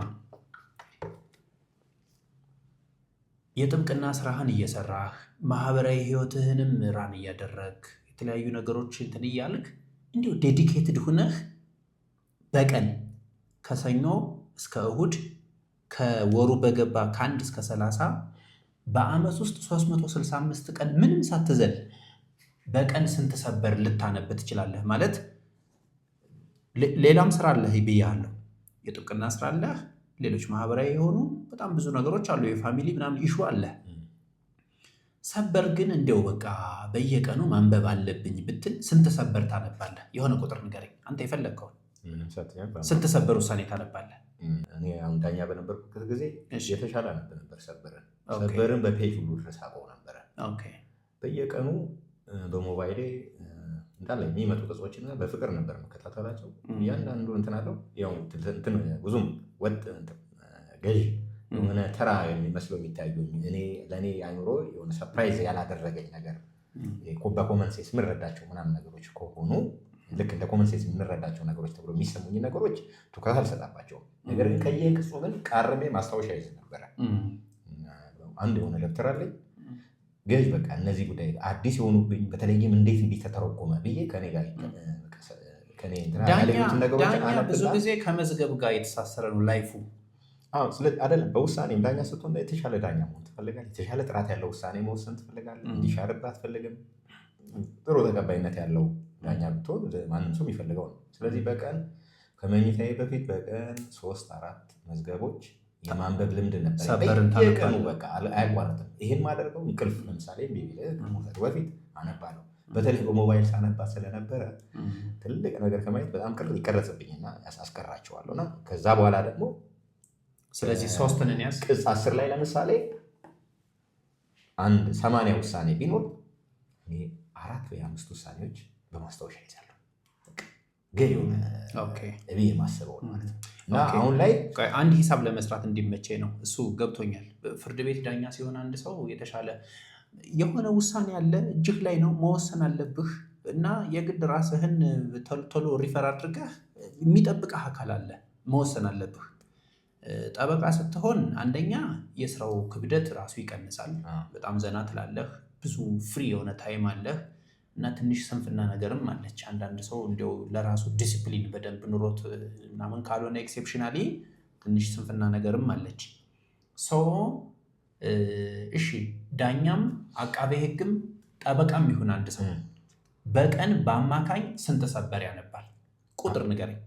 ምንም ሳይመስለው 5 ሰበር ውሳኔ ማንበብ ይችላል። በየቀኑ ማንበብ ይችላል። ግን አንድ ነገር እዚህ ጋር እንትን እንበል፣ በአመት 365 ቀን ማለት አቬሬጅ ነው እያልኩ ያለሁት። ለምሳሌ የበዓል ቀን ሊሆን ይችላል፣ እሁድ ሊሆን ይችላል፣ የሆነ ነገር ልትዝናና ትችላለህ፣ ሰርግ ልትሄድ ትችላለህ፣ የሆነ ዘና ባልክበት ጊዜ ማንበብ ላትፈልግ ትችላለህ። ሰው አማካይ ቁጥር ነው ስጠኝ እያልኩ ያለሁት። 5 ማንበብ ይችላል። 5 ውሳኔ ማንበብ ማለት ነው። በጣም ቀላል እኮ ነው። ምን መሰለህ ትሬንድ ማድረግ ነው። ጠዋት ተነስተህ በዕለት ተዕለት እንትናችን የልምድ ካደረግከው የምተገብረው ነገር ነው አይደል? 5 ውሳኔ ከመኝታ ከመነሳት በፊት ጠዋት ላይ ወደ መኝታ ከመሄድ በፊት የተወሰነ ጊዜ ቦታ ሳሰጠው ልምድ ብታደርገው፣ እኔ እንደዚህ አይነት ልምድ ስለነበረኝ ነው። ጠዋት አነባለሁ፣ ማታ እኔ አልከራከርህም እኮ አሁን አንተ 5 አልከኝ 20 አነባለሁ ብትለኝ እኔ እወስዳለሁ፣ ችግር የለብኝም። ስለዚህ ምን እናድርግ? ይሄ አሁን አንተ የነገርከኝን አማካኝ እናድርገውና አንድ የፍርድ ቤት ዳኛ፣ አንድ አቃቤ ሕግ፣ አንድ ጠበቃ፣ አንድ ነገረ ፈጅ በአማካኝ በቀን 5 የሰበር ውሳኔዎችን ቢያነቡ እስከ ዛሬ ብቻ የተሰጡ የሰበር ውሳኔዎችን አንብቦ ለመጨረስ 27 ዓመት ያስፈልገዋል። በአመት 1825 ጨረስኩ። ድሮ ነው የጨረሰው፣ ቆይቻለሁ 27 ዓመት። በአመት የሚመጣው 1825 ሂሳብ ከሰራሁት እኔ ዓመት ሆነኝ 27 ዓመት። በቀን ስንት? በቃ ካልኩሌሽን ሰራው። ኖርማሊ አድማጮቻችን ይህንን ነገር በራሳቸው ሊሰሩት ይችላሉ። እኔ የወሰድኳቸው አንዳንድ ቁጥሮች አሉ። ኖርማሊ አምነዋለሁ ብለው አንድ የሰበር ውሳኔው ስንት ሊሆን ይችላል የሚለውን የወሰድኩት ሪፈረንስ አለኝ። ልክ ነው። ይወስዳል። ስንት ዓመት? 27 ዓመት። 27 ዓመት ይወስዳል። በጣም ብዙ ነው። አሁን ሉክ ይሄ 27 ዓመት የወሰደብህ ለማንበብ ነው። ለመፈለግ ደግሞ ሌላ ጊዜ ያስፈልጋል። አየከባዱ ነገር ለምሳሌ ኃይሌ 50 ሺህ የሰበር ውሳኔ በወረቀት ፕሪንት አድርገን እዚህ ብናመጣ እኮ ይሄ ቤት እኮ አይበቃውም አይደለ? ስለዚህ በሆነ ጉዳይ ላይ የተሰጠን የሰበር ውሳኔ እዚህ ቤት ውስጥ ፕሪንት አድርገ የትኛው ቦታ ላይ ተቀምጠው ነው ያ ውሳኔ ፈልጎ ማግኘቱ በጣም ከባድ ነገር ነው። እንግዲህ ይሄ ምንድን ነው ከስርጭቱ ተደራሽነቱ ራሱ የሚደረግበት ቴክኒክ በጣም ቀላል በሆነ አሁን እንግዲህ ቅጽ ላይ እንደ ጉዳይ አይነት ሁሉ ይሞከራል። ተመሳሳይ የሆኑ ጉዳዮች ካሉ ሁሉም መታተም ላይጠበቅበት ይችላል። እና ይሄ አንደኛ አሁን ቅድም እኮ ያለው እኮ ነገር ነው። አሁን ሰበር እኮ በቃ ራሱን የቻለ የይግባኝ ስርዓት መስሏል፣ በዝቷል። ይሄን አለ መስራት የለበትም። አንተ ሰበር ትላለህ። እንኳን ሰበር ፌዴሬሽን ምክር ቤት እኮ የይግባኝ ሰሚ ነገር እየመሰለ እኮ እሱ ራሱ እየመሰለ ነው። እና እንደውም ምናልባት እሱ ነው የሚገርመኝ በጣም የህገ መንግስታዊ ጉዳዮች እኮ አንድ ፍርድ ቤት ለዛ በምክር ቤት ደረጃ ሲወሰን በጣም ገዘፍ ያሉ ሀገሪቱ ላይ የሚሰክረው ምን የሚያመጣው ነገር መታየት መቻል አለበት። ያንዳንዱ በአንድ ቤት ሽያጭ ምኑ ሽያጮች ሁሉ ጉዳይ እየገባ መወሰን የለበትም። በተወሰነ መልኩ እኮ ፍርድ ቤቶችም እኮ የህገ መንግስት ጉዳይ ህግ እኮ ሲተረጉሙ ህገ መንግስትንም ነው አብረው የሚተረጉሙ።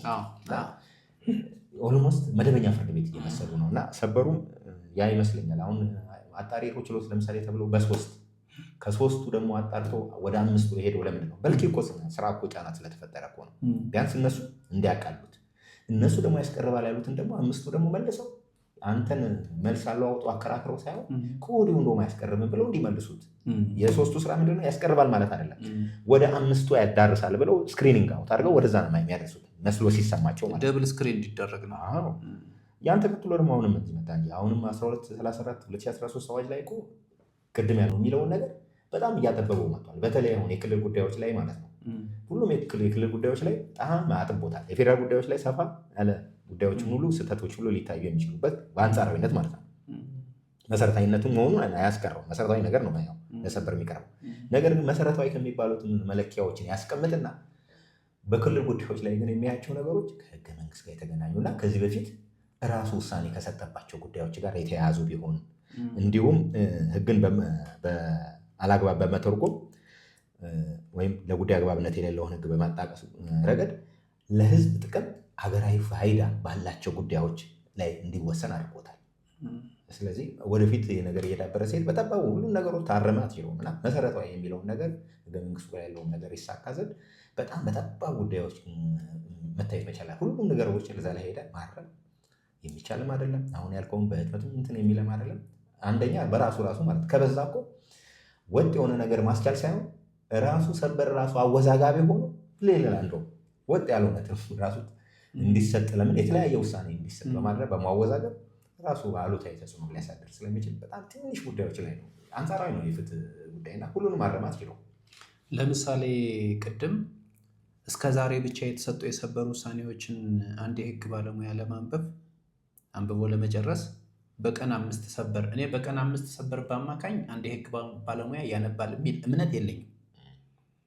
በጣም ሪያሊስቲክ ሆኜ ሳስብ እንደዛ በፍጹም አይሆንም። እስከዛሬ እኮ ያለው እንግዲህ ቆም ብላ አይደለም ወደኋላ አሁን እኛ 16 ዓመት እዚህ ሙያ ውስጥ አለን ካለ ነው 16 ዓመት እኮ ብታነብ እኮ እንደ አዲስ አይፈጅም። አይ እንደ አዲስ እኔ እንደ አዲስ ጥሩ ነው አትጥሩ አየህ። ግን እንደ አዲስ እንዲያው ለምሳሌ ዛሬ ላይ እኮ የሚወጣ ግራጁዌት አለ እኮ አይደለ? ወደ ህግ ሙያ የሚቀላቀሉ ሰዎች አሉ በዚህ ዓመት። ያው ሁሉም ሰው መቼም ሁሉን ነገር ሰበር በራሱ አዲስ አይደለም። ባለው የህግ ስርዓት አንጻር ያለውን ነገር ትርጉም ነው የሚሰጠው አይደለ? ሁሉን ነገር ማወቅ አይጠበቅበትም አንድ ባለሙያ። ለምን እያንዳንዱ ውሳኔዎች በእንትኑ ላይ ተጽዕኖ ያሳድራሉ ማለት አትችልም። ያን አላወቀም ማለት አያውቅም ማለት አይደለም። አይ እንደዛ ማለት አይደለም፣ አያውቅም ማለት አይደለም። ሰበር ሳጠቅስ እኮ ሰበር የደረሰበትን ድምዳሜ ልታውቀው ትችላለህ።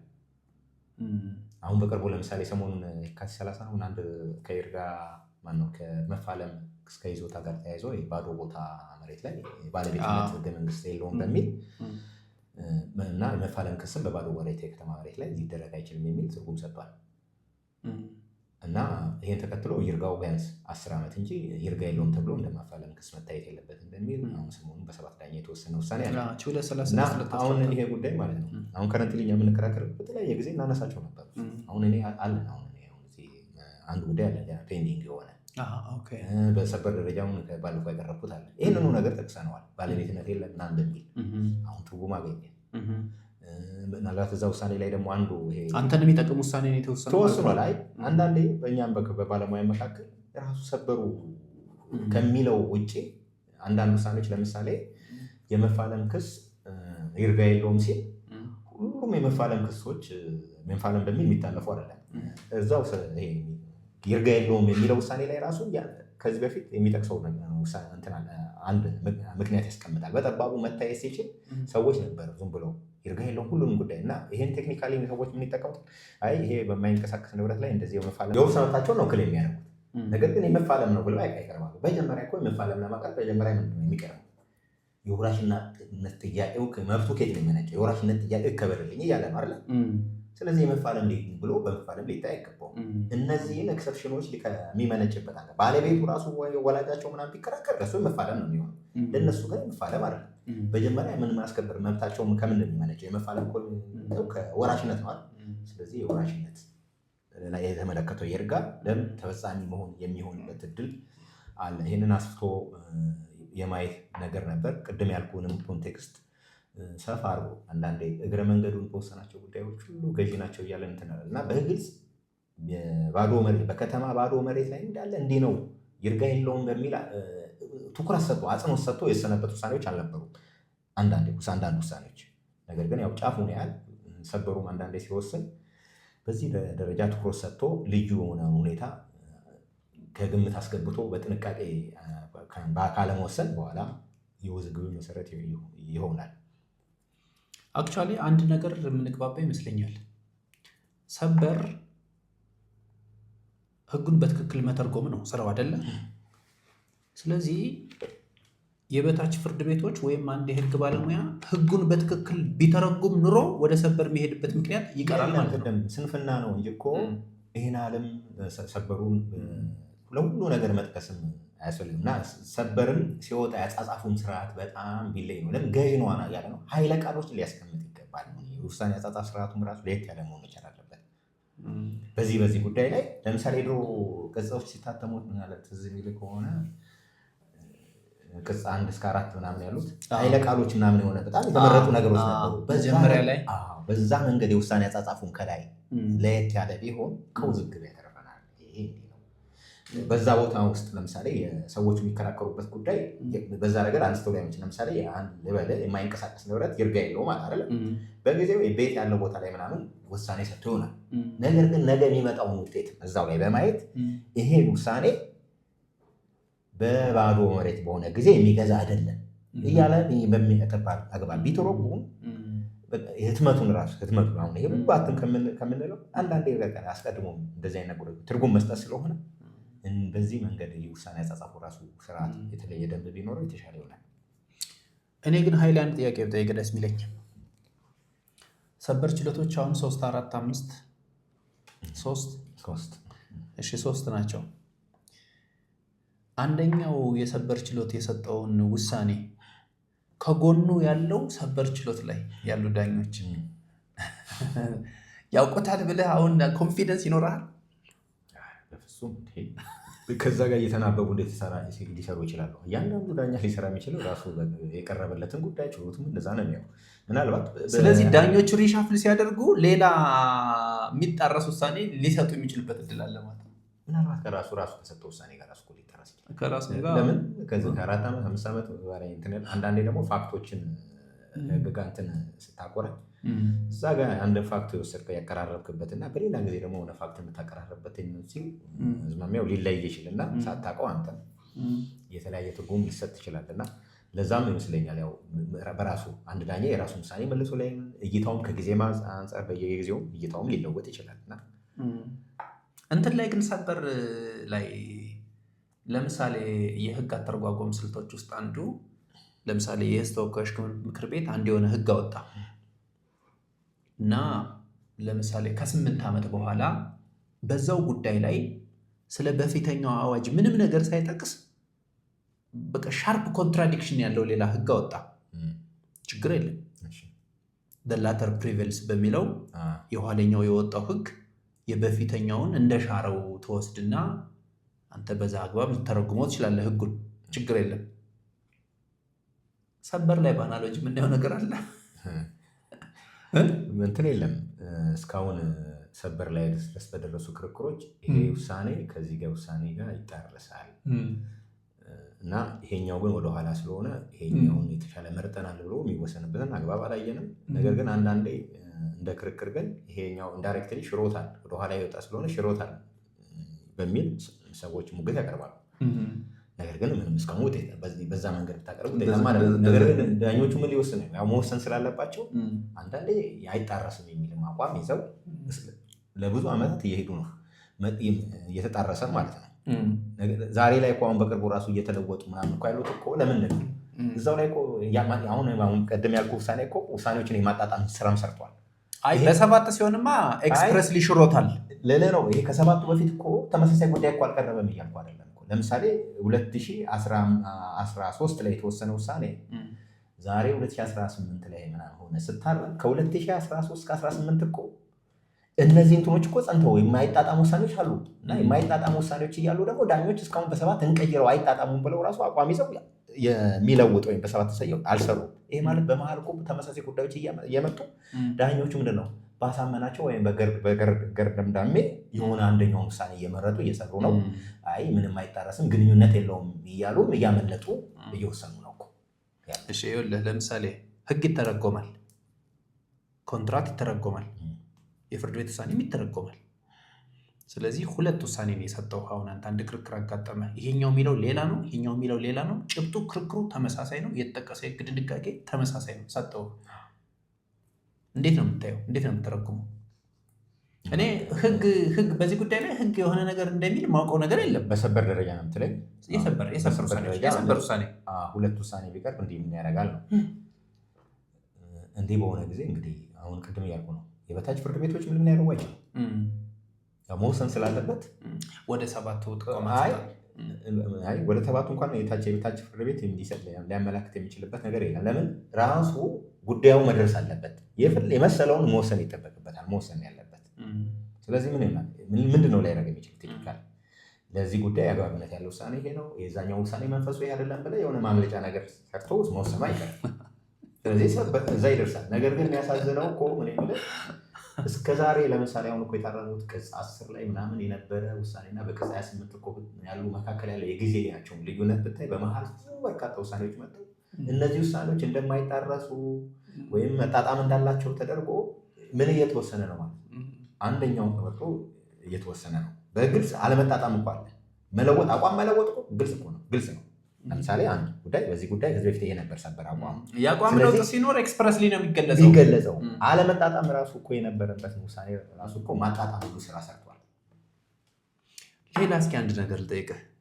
ፍርድ ቤት ላይ ያሉ ዳኞች እንግዲህ የዳኝነት ጊዜህን ምድረሰው አይመስለኝም የቆየህ ቢሆንም ዳኞች ህግ ከሚጠቀስ ይልቅ ሰበር ሲጠቀስ ይደነግጣሉ። ይሄ ታውቃለህ አታውቅም? ማለት የሚወስኑት ውሳኔ ከአንድ የህግ ድንጋጌ ያፈነገጠ ከሚሆን ይልቅ ከሰበር ውሳኔ ያፈነገጠ ሲሆን ደንገጥ ማለት ነገር አለች። አይ መጀመሪያ ግን ትስማማለህ? በሁሉም ጉዳይ ሳይሆን መደንገጥ የሚለውን በምን መንገድ አንተ እንደተረዳው ባላውቅም እኔ ምናልባት ሴንስ ማደርገው እኔ ለአንድ ዳኛ አሁን ማለት ነው የራሴን የህግ አርጊመንት ይሄ እንዲህ ነው ይሄን እንዲህ ነው ብዬ ከምናገር ሰበር እንዲህ በዚህ ጉዳይ ላይ እንደዚህ ብሏል ብዬ ያ ጉዳይ ነው በጣም ግልጽ የሆነ ከኔ ፋክት ጋር የማያወዛግብ ምናምን ከሆነ ዳኛው አንደኛ በዚህም በዛም ብሎ ሌላ ብልሹ አሰራር እንኳን እንዳይሰራብኝ አንደኛ መቆጣጠሪያ ነው የሚሆነው። ለዳኛው አይመችም። ለምን ግልጽ የሆነ ነገር ትርጉም ሰጥቶ ሌላ ትርጉም ሊሰጥ አይችልም።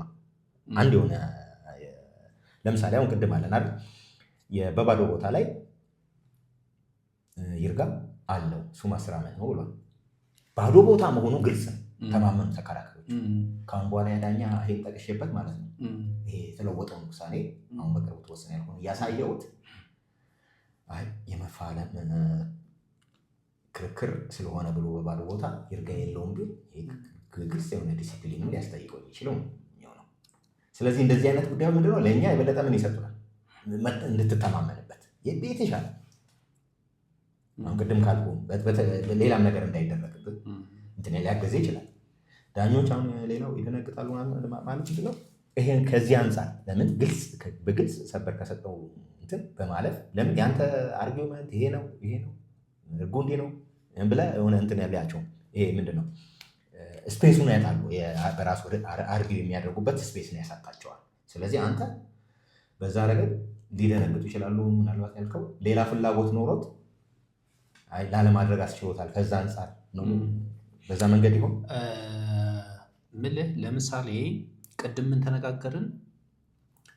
እያንዳንዱን የህግ ድንጋጌ አንድ የበታች ፍርድ ቤት ላይ ያለ ዳኛ በትክክል ቢተረጉም ኑሮ ሰበርን ሳያይ እንደ ሰበር መስራት ይችላል። በዚህ እንግባባለን። ስለዚህ ህጉን ልጠቅስለት ትችላለህ እኮ ሰበርን ህጉን ልጠቅስለት ትችላለህ። ህጉ እንዲህ ይላል፣ ስለዚህ ልትወስን የሚገባው በዚህ አግባብ ነው ብለህ እየተከራከርክ ነው።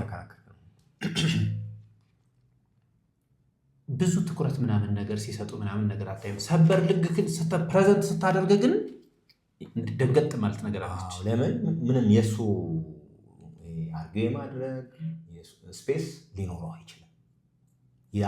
ይሄ እንዲህ ነው ከተባለ ይሄ እንዲህ ነው ብሎ መቀበል ግዴታው ስለሆነ ማለት ነው። ለምን ትርጉም ህግ ለምሳሌ በራሱ ህግ በጥሬው ሲወጣ ሊያወዛግብ ይሄ ነው እንዲህ ነው ብሎ ይሆናል። መተርጎም የሚያስፈልገው ለምንድን ነው? መተርጎም የሚያስፈልጋቸው ነገሮች አሉ ማለት ነው አይደል? ስለዚህ በተተረጎመ ጉዳይ ላይ የምን ስፔስ አለው ዳኛ? ስለዚህ ምንድን ነው የማስፈጸም እንትን ይሆናል ማለት ማስፈጸም ይሆናል ስራው። ኦኬ አንድ የሆነች ገጠመኝ ያለች ማስታወሳት። አክቹዋሊ ገጠመኝ የሚሆነው እኛ ፍርድ ቤቱን ዳኞችን ስለምናውቃቸው ነው። እና አንድ ጓደኛ ያለ ጠበቃ ነው እና እየተከራከረ ነው። የሚከራከረው ክልል ወረዳ ፍርድ ቤት ነው። ክልል ወረዳ ፍርድ ቤት ሲከራከር ችሎቱ ላይ የተቀመጠው ዳኛ ሰብሳቢው ዳኛ ነው። ራሱ መዝገብ ይሰራሉ አይደለም? የወረዳ ፍርድ ቤት ሰብሳቢ ዳኞች መዝገብም ይሰራሉ። እና እያከራከረ ነው እና የሆነ ብይን ሊሰጥ ነው። እና ጠበቃው የዳኛውን አቴንሽኑን ልክ ሲያየው ለእሱ አጌንስት የሆነ ብይን ሊሰጥ እንደሆነ ተረዳ። የተከበረው ችሎት ሰበር ግን በዚህ ጉዳይ ላይ ወስኗል፣ የሆነ እኔ አያገባኝም አይነት ነገር አለው በድምፁ አለ። እንዲህ እኛ እኮ ያው ታውቃላችሁ እኮ ስራ እየበዛብን እኮ አናየውም እንዲ እስኪ ቆዩ ምናምን ነገር አለና ጊዜ ገዛ። በሚፈልገው መንገድ አስወስኗል። ማለት ሰበሩን ጠቀሰለት? አልጠቀሰም። መጥቀስ ቢጠቅስ ሰበር ቁጥር እኮ ምንድን ነው ብሎ መጥቀስ ይጠበቅበታል። አንተ አሁን ዩ አር አስኪንግ ዋትስ ራይት፣ ምንድን ነው ትክክል የሆነው ነገር እያልክ ነው። ትክክለኛውማ እሱ ነው። ብዙ ጊዜ እኮ ይባላል፣ ሰምተህ አታውቅም እንዴ? ሰበር ወስኗል ይባላል። በየትኛው ሰበር መዝገብ ቁጥር እነማን በተከራከሩበት መቼ በተሰጠው ውሳኔ ነው እንዲህ አይነት ትርጉም?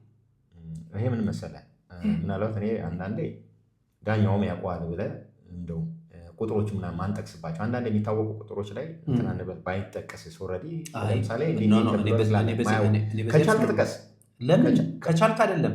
ለምሳሌ ፍትሐብሔር ሕጉ ላይ አለ ትላለህ እንዴ? እንደዚህ ለምሳሌ ልበል አሁን በጣም ኮመን የሆነ 1723 እንዲህ ነው፣ ልዩ ሁኔታዎች አሉት፣ በዚህ ጉዳይ እንደዚህ እንዲህ በሆነ በታመነ ጊዜ ይሄ አይነሳም እኮ ብሎ ሰጥቷል። እኔ አሁን ላይ አንድ በዳኝነት ስርዓት ውስጥ ያለ አንድ ዳኛ ይሄን ነገር አያውቅም ብዬ አላስብም። ለምን በቅርበት ምናምን የታተመ ውሳኔ አይደለም። በጣም ኮመን የሆኑ ልዩ ሁኔታዎቹ 4 እና 5 ነገሮች አሉ። አሁን ተዘጋጅተን እንድንመጣ እንዲህ ናቸው ብለን እናነሳቸው። እንደነዚህ አይነት ጉዳዮች ይህንን ሳነሳ በደረቁ አይደለም ሰበር ወስኗል ሳይሆን ሰበር የወሰነበትን አግባብ እንዲህ ወስኗል በታመነ ጉዳይ ምን ፎርም ለምሳሌ የቫሊዲቲ ጉዳይ ነው ምናምን ተብለን እኮ የተማርነው ነው አይደለ? ስለዚህ የቫሊዲቲ ጉዳይ ነው፣ ይህንንም አቋም አራምዷል ሰበር ምናምን ትላለህ። ምናልባት ችሎቱ ከፈለገው ውሳኔውን አጠቅሼ ልመጣ ይችላል። አይ በዚህን ጊዜ ምን ይላሉ ዳኞች? አውቀነዋል፣ ይህን እናውቃለን፣ አውቀዋለሁ ሊልክ ይችላል። ይህ የሆነ ማስታወስ። ሁሉም ሰው ሕግን ያውቃል ተብሎ ይገመታል። ሕግን አለማወቅ ከተጠያቂነት አያድንም። ግን የሕግ ባለሙያዎቹን ለየት የሚያደርጋቸው ሁሉም ሰው በምንድን ነው ካልክ መጥቀስ ሕጎችን መጥቀሱ ነው። ተጨባጭ ሆነ ሕጎችን ይጠቅሳል፣ መጥቀስ አለበት።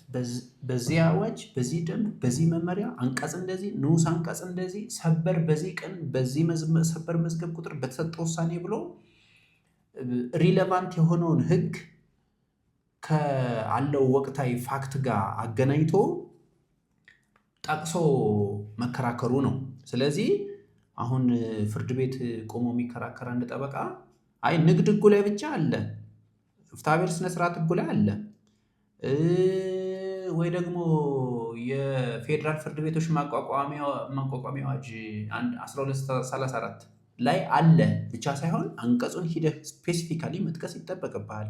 ሰበር ሲሆን ደግሞ በጣም ምክንያቱም እስካሁን ድረስ ስናወራ እንደውም የቆየነው ነገር ምንድን ነው? እርስ በርሱ የሚጣረስ በጣም በርካታ የሰበር ውሳኔዎች ሁሉ እየተሰጡ አሁን ችሎቱ ራሱ በ7 እየተሰየመ አንዳንድ የማስታረቅ ስራ እየሰራ ነው ያለው እና ስቲል ችግሩም አለ እያልን ነው ያለ ነው አይደለ? ሰው በ1723 ጉዳይ በፎርም ላይ የሆነ የተሰጠ ነገር አለ አለ። ግን ስንት ተሰጧል? ማት የሚለያይ ሊሆን ይችላል። ኦብቪየስሊ ይለያያል። ብዙ ነገር አለ።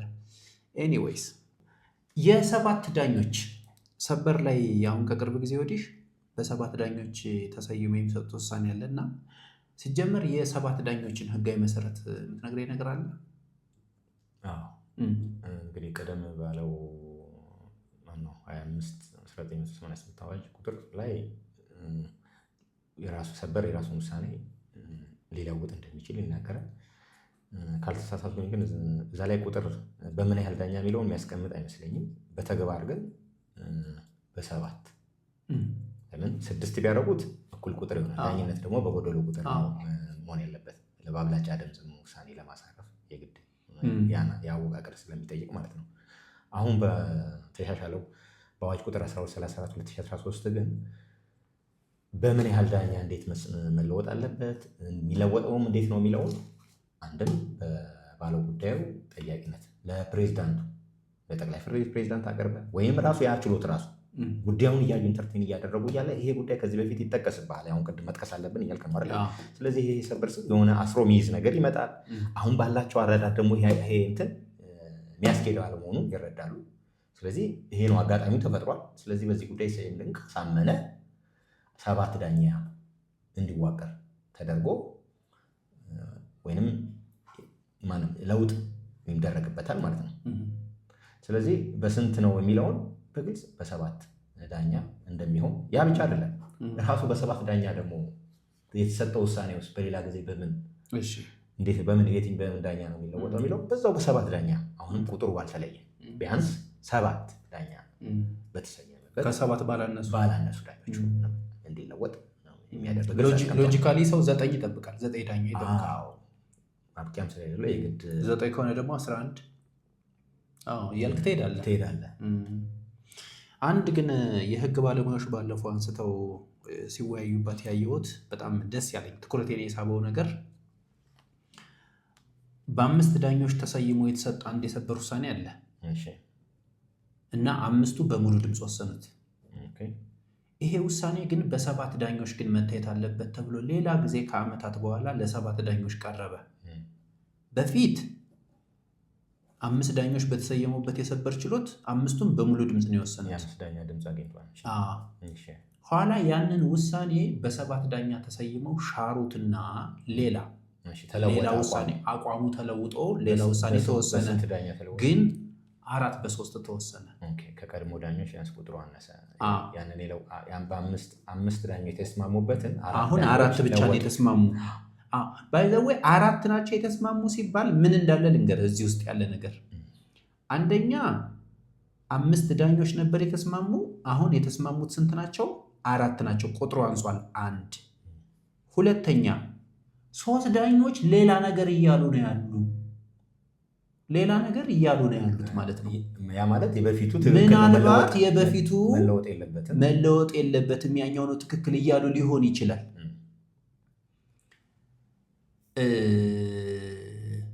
ሶስተኛ ፖይንት እነዚህ ዳኞች የ5 ላይ የተሰየሙት 7 ላይ የተሰየሙት ዳኞች ተመሳሳይ ዳኞች ናቸው። በተመሳሳይ ሃራርኪ ያሉ እዛው የፌዴራል ጠቅላይ ፍርድ ቤት ላይ ያሉ የጠቅላይ ፍርድ ቤት ዳኞች ናቸው። የሰበር ችሎት ዳኞች ናቸው። ተመሳሳይ አይነት የትምህርት ደረጃ፣ የስራ ልምድ ወዘተ ያላቸው ናቸው። እዚህ ጋር ተመሳሳይ ስትል ምናልባት ራሳቸውም ዳኞቹ ራሳቸውም ሊሆን ይችላል። ከዚህ በፊት የነበሩት በአንዱ በዛ ጉዳይ ላይ የሰጡት ራሳቸው ሊሆን ይችላል። ግን እንዲያው አይደለም፣ ችግር የለም። እሺ ይለወጡ፣ ዳኞች ይለወጡ፣ ችግር የለም። ዳኞች ይለወጡ። ለምሳሌ 5 ተሰይመው ሲሰሩ እኔ እና እንደኔ አይነት ሌሎች ሰዎች አሉ። 7 ላይ ደግሞ አንተ ከጓደኞች ጋር ልትሆን ትችላለህ። ችግር የለም፣ አይገናኝ።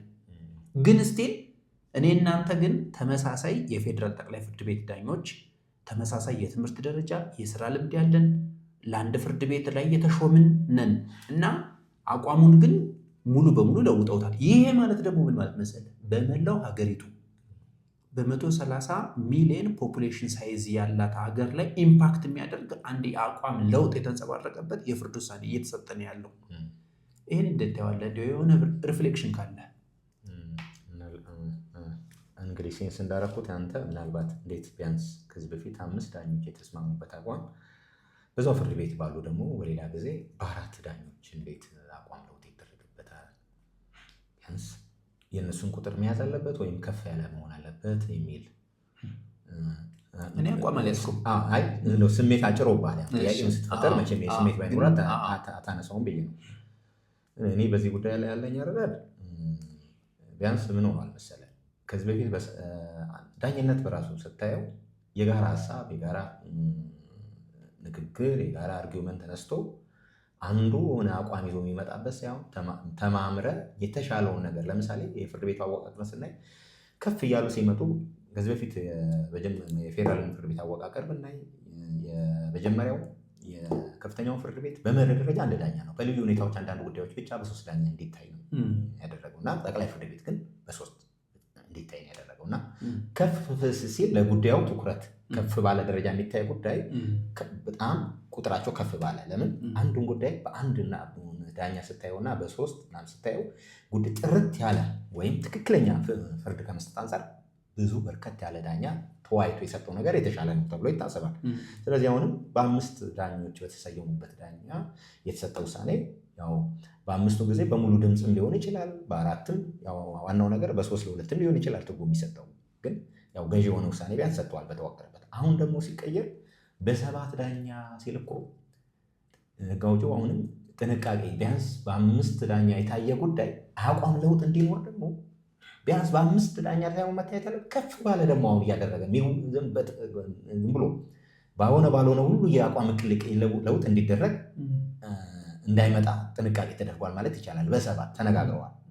ስለዚህ አሁን ላይ በ4ቱ ድምፅ 3ቱ የተለየ ቢሆንም ለእኔ የሚያስማማኝ ቢያንስ ወደ አብላጫ ድምፅ 4 እና 3 የተለያዩበት 7 ዳኞች በዚህ ጉዳይ ላይ ተነጋግረው ሀሳብ ተለዋውጠው የተሻለ ሙግት ተደርጎ የተለወጠ ነው ተብሎ ስለሚታሰብ የ4 እና 5 መሆኑ ምንም የሚያመጣው ነገር ተጽዕኖ አለ ብዬ አላስብም።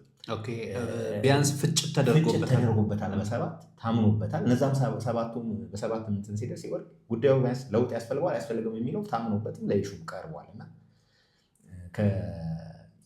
ከሌጋል ኢፌክት ስናየው እንግዲህ አንድ ውሳኔ ሊወሰን የሚችለው በአብላጫ ድምፅ ነው። ስለዚህ የግድ በ7 ሆነ በቁጥር ካልክ ምናልባት መለወጥ ያለበት ጉዳይ እንዳይለወጥ ሊያደርግ ይችላል። እንደገና ደግሞ ዝግም አይደለም። አሁንም ይሄ ጉዳይ በውጤት ታይቶ በዛው በ7 ዳኛ እንዲቀየርም መልሶ ሊታይ የሚችልበትን እድል አምጥቷል። ዋናው ነገር ምንድነው? እኔ ትልቁ ነገር ትርጉም ያስፈልገዋል፣ የአቋም ለውጥ ያስፈልጋል ተብሎ ቢያንስ ጉዳዩ ማለት ነው ተሞክሯል እኮ ማለት ነው። ታይቶ ይሄ ውሳኔ ያመጣው ውሳኔ 5 ዳኞች የወሰኑት ውሳኔ በጊዜ ሂደት ያመጣው ተጽዕኖ ተገምግሟል፣ ተፈትሿል ማለት ነው በተግባር። ስለዚህ ይሄንን እንዲለወጥ አቋም በማስያዝ ደረጃ ከደረሰ እና ተነጋግረው በአብላጫ ድምፅ እስከወሰኑ ድረስ እና ከፍ ባለም ዳኛ ውይይት እንዲደረግበት ተደርጎ መለወጡ በቂ ነው። የ4 የ5 መሆኑ እንደ ችግር አይታይም። ኦልራይት። የመጨረሻ ጥያቄ ወደዚህ ወደ ፌዴራሊዝም ስርዓት ስንመጣ የፌዴራሊዝም ስርዓት ከሚዋቀርበት መንገዶች ውስጥ አንዱ ለምሳሌ ቀደም ሲል የነበሩ ሶቨሬን ስቴትስ ተዋህደው አንድ ሀገር ሊመሰርቱ ይችላሉ አይደለም። ክልሎችና የፌዴራል መንግስቱ ባለበት የፌዴራል ስርዓት ያለበት ሀገር ላይ ነው ያለነው እና ክልሎች ከፌዴራል መንግስቱ ጋር ሆሪዞንታሊ ነው የሚታዩት። በመጀመሪያ የራሳቸው ምክር ቤት አላቸው፣ ህግ የሚያወጡበት የራሳቸው አስፈጻሚ አካል አላቸው፣ የራሳቸው ፍርድ ቤት አላቸው። ህጉን አወጣው ህጉን አስፈጽመው ህጉን የሚተረጉሙት ራሳቸው ናቸው። ኦልሞስት ልክ እንደ ሶቨሬን ስቴት አይነት ማለት ነው፣ አሁን ባይሆኑም። ስለዚህ በራሳቸው ጉዳይ ላይ ሁሉም ስልጣን አላቸው፣ በየራሳቸው ስልጣን። ለምሳሌ የቤተሰብ ህግ የሚያወጡት ክልሎች ራሳቸው ናቸው። ስለዚህ የክልል የቤተሰብ ህግ ወጦ ያንኑ አስፈጽሞ የመተርጎም ስልጣኑ የራሱ ሆኖ ሳለ በፌዴራል ፍርድ ቤቶች በሰበር ችሎት የሚታረምበትን የህግ አግባብነት እንዴት ታየዋለህ? ኖርማሊ ከፌዴራሊዝም ስርዓት ጽንሰ ሀሳብ አንጻር ማለት ነው። እንግዲህ በህገ መንግስቱ አንቀጽ 80 በግልጽ እያንዳንድ ከላይ በመርህ ደረጃ ቅድም ለማንሳት ሞክሬያለሁ። ክልሎች የክልል ጠቅላይ ፍርድ ቤት በክልሉ ጉዳይ እና የመጨረሻው ፍርድ ቤት አካል እንደሆነ የዳኝነት አካል እንደሆነ ይነገራል። የፌዴራሉ ጠቅላይ ፍርድ ቤት የመጨረሻው አካል እንደሆነ ይነገራል። ይወርድና ግን ወደ የሰበር ጉዳይ ማለትም መሰረታዊ ክስተት የሰበር ስልጣን የሚታይበት ናባሴ የፌዴራሉ ሰበር በግልጽ ነው ያስቀመጠው። በማናቸውም ጉዳይ ላይ የመጨረሻ የህግ ትርጉም የሚሰጥ መሆኑን ተመልክቷል። ይሄ ማለት ምን ማለት ነው? በክልሎች ጉዳዩ አብሮ እንዲያይ ስልጣን ተሰጥቶታል ማለት ነው። ይሄ ደግሞ ምናልባት የእኛ ሀገር ህገ መንግስት በጣም ስትሮንግ የሆነ ስቴቶች ነው ክልሎች ነው የፈጠረው ይባላል። ያም አንዱ ማሳያው ምንድን ነው? የስልጣን ክፍፍልን ሲያወራ የፌዴራል ስልጣን ይሄ ነው፣ የክልሎች ያላቸው ስልጣን በዚህ ጉዳይ ነው ብሎ ይዘረዝራል። በዚህ ጊዜ ለከሌ ነው ተብሎ ደግሞ ያልተሰጠ ሬዚጁዋል ፓወር ቢኖር የክልሎች ነው። ይሄ አንዱ ጠንካራ ግን ፌዴራሊዝም ለመኖሩ ማሳያ ነው ይባላል።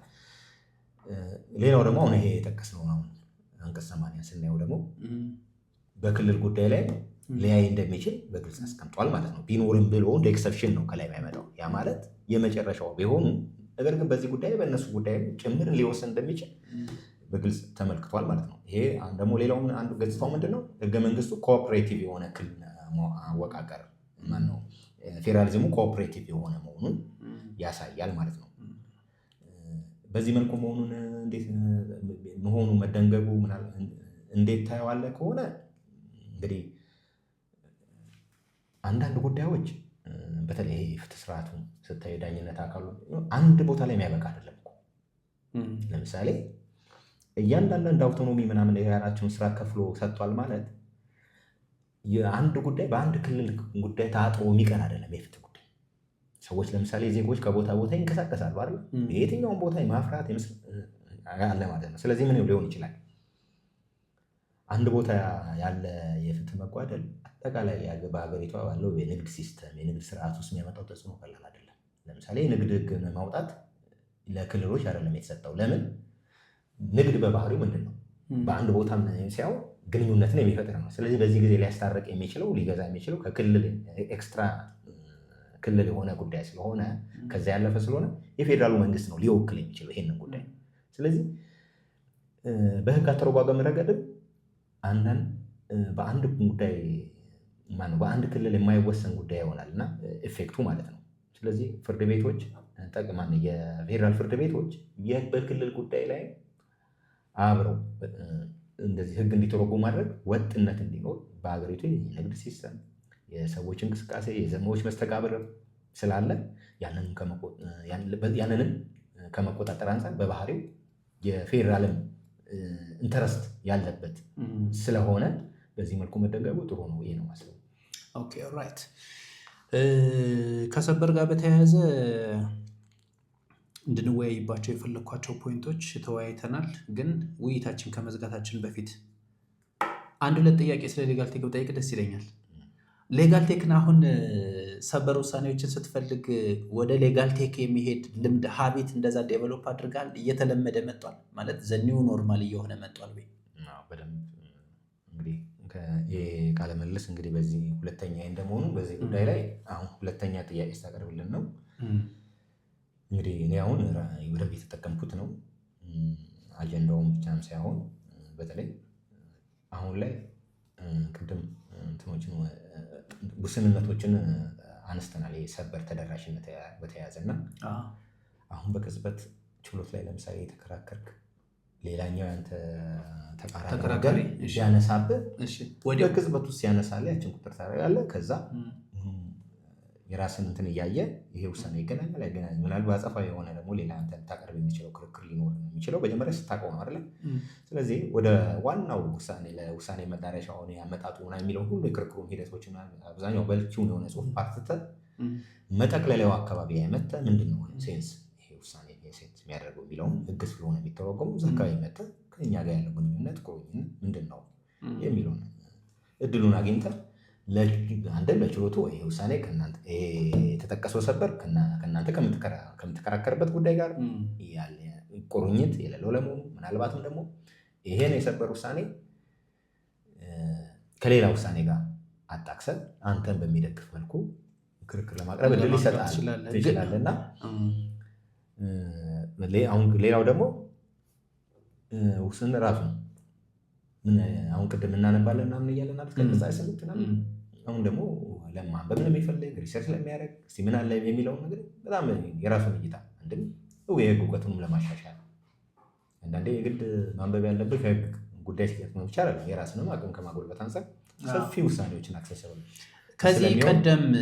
ከዚህ ቀደም በተለይ ከተወሰኑ ዓመታት በፊት እነ ኢሳያስ ይርጋ በሆነ ጉዳይ ላይ ሰበር ውሳኔ ወስኗል ወይስ አልወሰነም የሚለውን እንዲሁ በዚህ ጉዳይ ላይ ግን ሰበር የሰጠው ውሳኔ ይኖር ይሆን እንዴ ምናምን ብለህ የታተሙትንም ጭምር ብዙ ስለሆነ እና ኢሳያስ ትደውልና እንዲሁ በዚህ ጉዳይ የታተመ የሰበር ውሳኔ እንዲሁ የምታውቀዋል እንዴ? አሁ ቅጽ 9 አካባቢ ላይ እስኪየው ምናምን ይላል። እሱ ብዙ ይዝ ነበረ። አሁን እሱ ነገር ተቀይሮ ኒው ኖርማል ሆኗል ወይ? አሁን አንተ በሆነ ጉዳይ ላይ የሰበር ውሳኔ መኖርና ለመኖሩን እኔ ብጠይቅህ የት ነው የምትሄደው? መጀመሪያ እንግዲህ ወደ እናንተ ሌጋል ቴክ አፕ ልገባ እችላለሁ። ከገባው በኋላ ደግሞ የአፈላለግ ቴክኒክ ምን ሊሆን ይችላል እንግዲህ ቁጥሩን ምናምን ላታቅ ትችላለህ። ነገር ግን አንዳንድ የሆነ ቃል ከአንተ ክርክር ጋር የሚቀርብ የሆነ ቃል ታስገባና ከዛ ጋር ወይም የምትከራከሩበት የህግ ክፍል አለ እና ከህግ ክፍልም ደግሞ አለው ስፔሲፊካሊ አንድ የሆነች የህግ ፕሮቪዥን ትኖራለች። ከዛ ጋር ተገናኝቶ ያችን ቁጥር ብታስገባ ከዛች ጋር ያቺ ንዑስ አንቀጽ ወይም ድንጋጌ የተጠቀሰባት የሰበርን ውሳኔ ሊስት አውት አድርጎ ያመጣልሃል። በዛ መንገድ ከኔ ጉዳይ ጋር የተያያዘ ፍጥነቱ ያስቸግራል ወይስ በፍጥነት ነው ይመጣል? ፈጣን ነው አደላኛው ሰበር ውሳኔም ሳይሆን በሁሉም ጉዳዮች ላይ ፈጣን አጠቃቀሙ እንዴት አክሰስ የምታደርግበትን ፍጥነት ምናምን ለውጦታል። በብዛት ትኩረቴ ሰበሩን፣ አጀንዳውን እና ሌሎች አዋጆች ደግሞ በጣም በለፍ እነሱ ላይ የተሻለ ነው። ኦልራይት ኃይሌ እዚህ መጠህ እንደዚህ አይነት ውይይት ስላደረግን በጣም ደስ ብሎኛል። የቀረ ነጥብ አለ? ማስተላለፍ የምፈልገው መልዕክት አለ? እንግዲህ በእኔ በኩል እስካሁን ላለን ቆይታ አመሰግናለሁ። ምናልባት ተመልካቹ አንድ ነገር ተናግሬ በበቃ ደስ ይለኛል። አሁን ማን ነው የድርጅታችሁ የሌጋል ያበለጸገው ሌጋል ቴክ አፕሊኬሽኑ ያው እንዲጠቀሙበት ነው በተግባር እያየሁትም ስላለ ጥቅሙም በተለይ ጥቅሙን ደግሞ የምታየው መጀመሪያ እንደወሰድከው ላይገባ በጊዜ ሂደት ግን ነገሮችን እንደሚያቀልል መረዳት ይቻላል እና በተለይ ጠበቃ የሆነ በሂደት ዳኛም እናንተ ምናልባት እንትኑንም ማነ ፊቸሮቹንም በጣም ሌላ ብዙ ነገር ከጨመራችሁበት ብዙ እንደ ጅማሮ ቀላል የሚባል አይደለም እና ሰብስክራይብ እያደረጋችሁ ተጠቀሙ። ገንዘቡም ይሄ ምንም ማንንም የሚጎዳ አይደለም። ለአንድ ዓመት ስንት ነው ረሳሁት፣ 1800 ብር ማለት በ365 ቀን ብናካፍላት ምንም አይደለም እና ይሄ ማንም ሰው ሊተው የሚገባ አይደለም እና አክሰስ ማድረግ ይቻላል። ሰብስክራይብ አድርጉ ነው።